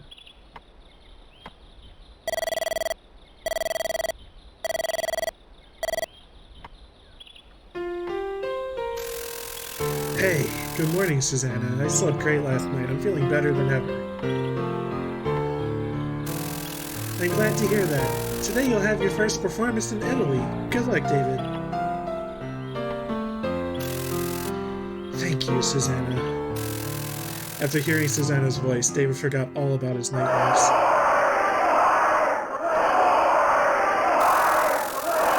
Once the sun had set, their first concert in Rome began. That's you. David, let's make it happen again tonight. Hey, come on, let's go. David, take us by storm. As David walked under the spotlight, he was greeted by the cheers of his fans. The moment the song's intro started playing, the crowd screamed so loudly that the stage itself would seem to tremble.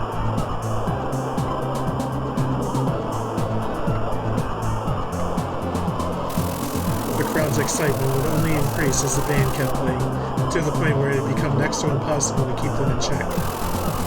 While David screamed his song, some among the audience were scratching their faces into a bloody mess. At first there was only one, but this behavior was seemingly spreading. The sound of the ambulance's sirens only added to the song's power as paramedics with their stretchers came and went uninterruptedly. A police officer spoke to Susanna. Could you please interrupt the concert? At this rate, it wouldn't be long before we start having casualties. Look at them, officer. They're not even listening to the music anymore. It's the song itself that feels like... You work with me here, okay? I'd rather not have to fire my gun. I'll see what I can do. Susanna herself was worried about the crowd going berserk. Lost in thought, she gazed upon David, who was standing at the very edge of the stage.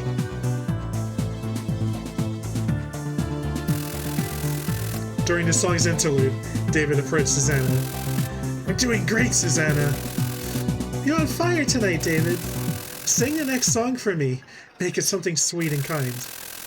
"Okay, let the others know. Once the song is over, have them turn down the lights." David returned to the stage.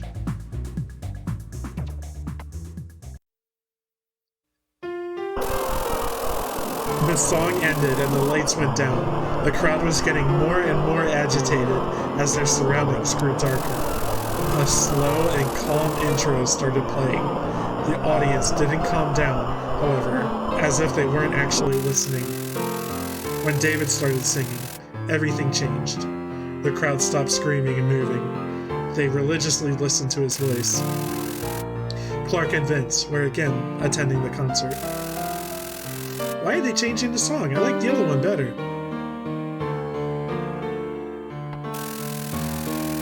Because they're not complete morons. Had they kept going the same energy, someone would have died tonight. Then what's the big deal? People die every day. It's true. Yeah, this one's good. I'm actually enjoying this one. Who knew David could sing like this? Before long, the venue fell silent. Men and women were kissing while David had sang. The song ended, and the lights were dimmed even further.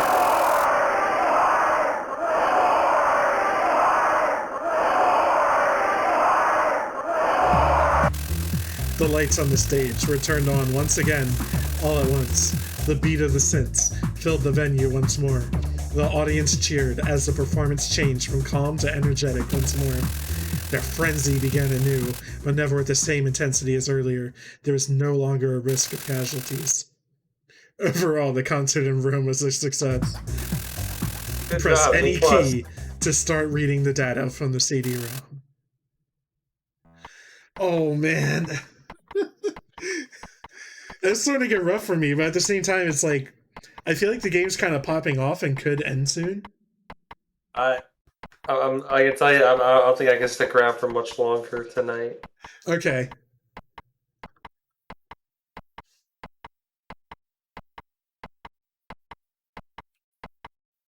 We have no idea how long this is. No idea. I mean, it's whatever the hell can fit on a floppy disk and CD, I guess. In 1990.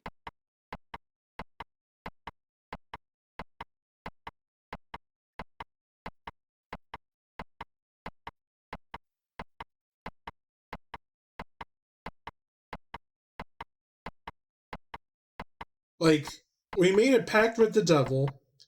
We had sex with our manager. I think we're coming up to the band's final concert. It's gotta be, like, close to the end. I know. Right?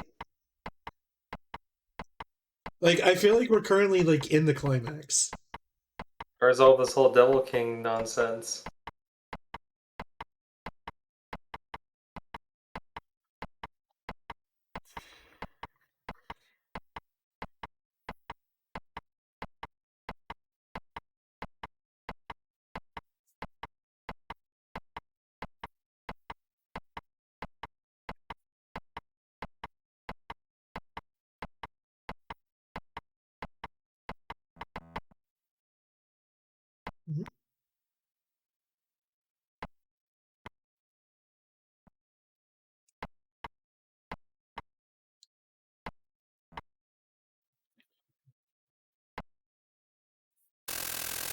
After returning to their hotel, the band celebrated their latest success with beer. David felt slightly under the weather, so he decided to return to his room without drinking.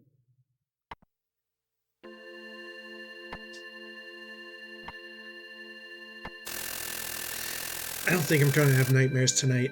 That has to be thanks to Susanna's pills. David went to bed feeling grateful towards Susanna. After he closed his eyes, he could still hear the crowd cheering him on. He was looking forward to the next concert. Before long, David was drifting away, but right then, he felt a presence. Someone was there. Who's there? Wake up. There was an old man beside him. Ugh. You are. David jumped out of the bed in horror and surprise.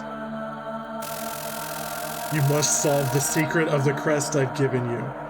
You promised me this as I was dying. You're the man from my dream. A dream? Don't be a fool. They killed me right before your eyes. Now I am forced to roam this world as a spirit, never leaving your side until you realize my wish. Goes! At this rate, they'll come after you. If you solve the mystery of the crest, you should be able to meet the Devil King.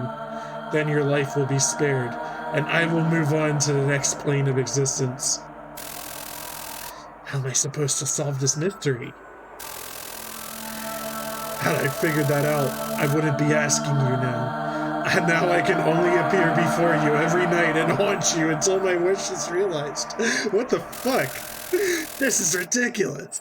Why'd you have to push this problem on me? Solve the crest! Take the pills, solve the crest. The old man was no longer in his room.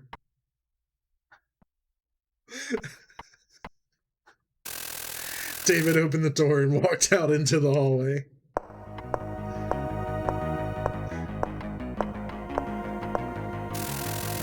David was intent on finding the old man, But as he approached the elevator, several men came out of it and began to approach him. It's them. David went back into the hallway. This has gotta be the end, right? He reached Susanna's room and started banging on her door.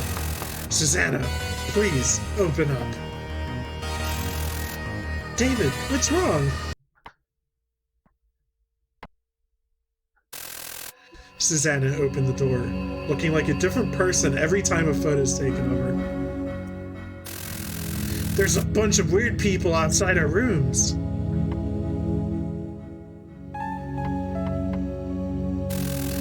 Susanna looked in the direction David was pointing at. A few men were entering the elevator. It looks like they got off on the wrong floor. David, I think you're a bit too nervous. Susanna gave him a good night kiss and went back inside her room. Goodbye.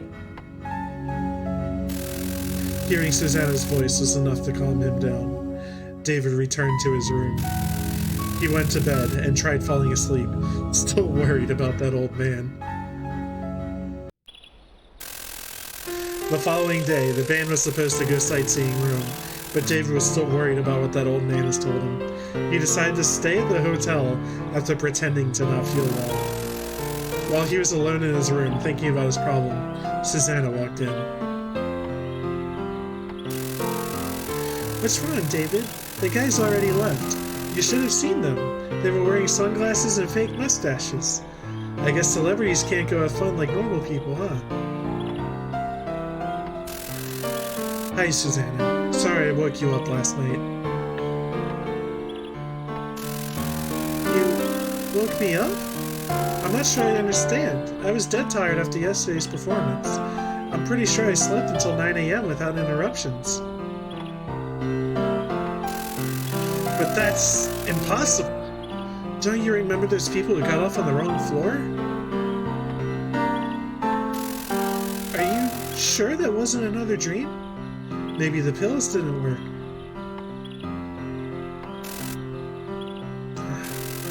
David couldn't believe that what had happened the previous night was simply a dream. Which part was real? Which part was a dream? Did he actually meet the ghost of that old man? The more he thought about it, the crazier everything felt.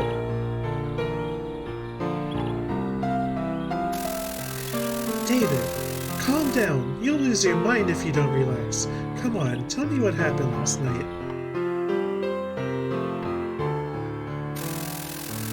David could no longer keep it all to himself, so he showed Susanna the cloth with the crest. He told her everything, starting from the old man.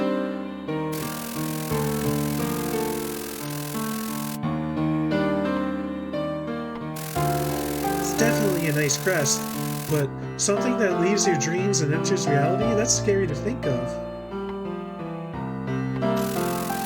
As long as I have this in the real world, I'll have to grant that old man's wish, even if it happens only in my dream.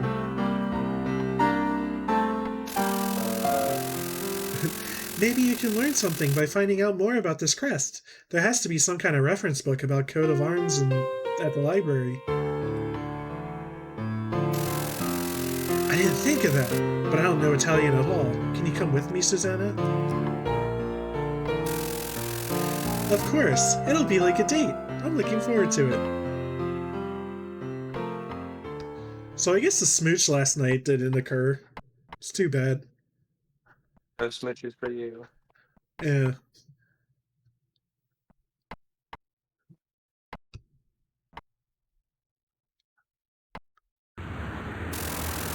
The two of them left the hotel from the back door, making sure not to be noticed. They hailed a cab and went to the library.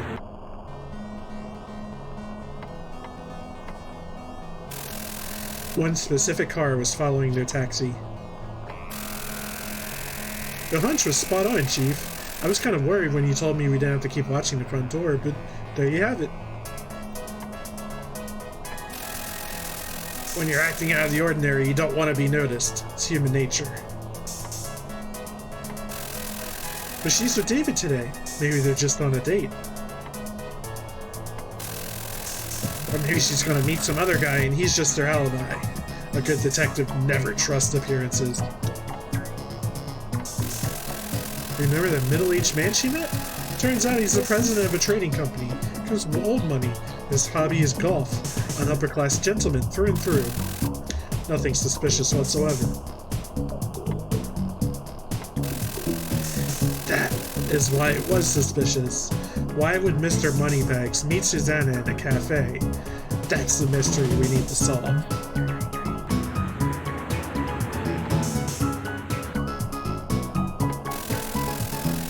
When you put it that way, yeah, it's kind of weird.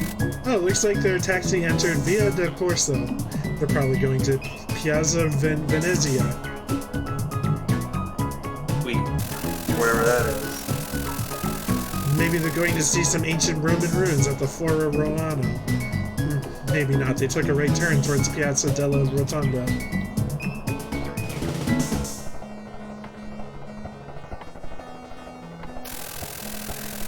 They stopped in front of the Pantheon Museum. Let's get off and tail them on foot. Wait, the taxi's moving again. They didn't get off. Back to the chase.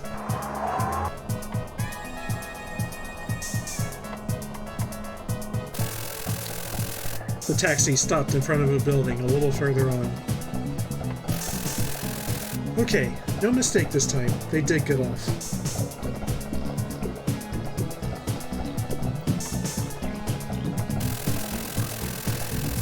That's the Pantheon's library. Why? I get the museum, but why the library? Oh well, get ready for books, Vince. The two detectives followed David and Susanna into the library.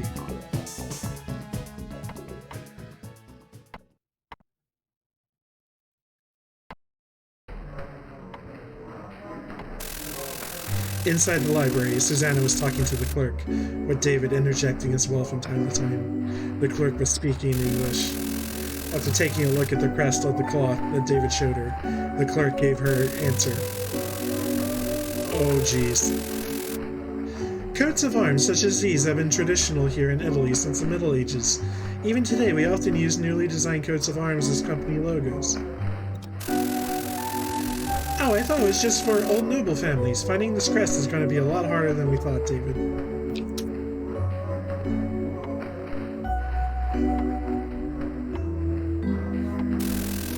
The clerk brought out a particularly thick book. This is our reference books on coats of arms. All the crests listed here have a name and a biography, so you can find out more in the reading room. This thing is heavy. Hope I can carry it by myself.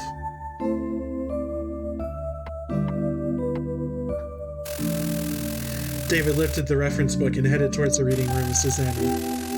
David and Susanna turned page after page, comparing the crests that they held with those on the book. Clark and Vince walked past them and sat at a nearby table, holding a magazine. I think they're looking up coats of arms? Looks like it, but the handkerchief belongs to David. Susanna's only here to help him.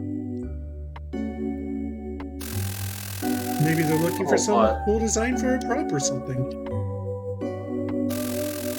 I think so. If that's the coat of arms of David's family, it's possible his whole European tour was just a means to travel around Europe and find more information about that crest's history. Was there really a point in tailing Susanna today? Why, you had anything better to do? Besides, she might leave him at some point and go off on her own. I'm just speculating. Sheesh. Anyway, I don't think they found whatever they were looking for. She closed the book with a sigh. That was a lost cause, really. There's tens of thousands of different coats of arms in Europe, including England. This kind of search would be hard for an expert, let alone for amateurs. Would have been easy if it was a Japanese family crest, since there's relatively few of them. But European coats of arms? Yeah, good luck with those. They're leaving. Let's get moving. David and Susanna hailed another cab and left for a library. Clark and Vince followed them in their own car. I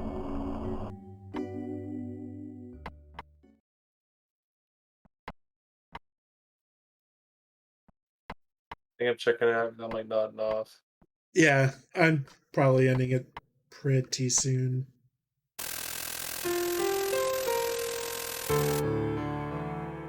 Yeah, I might just call it here. Yeah, I think the next time we resume, we should definitely be able to finish it off.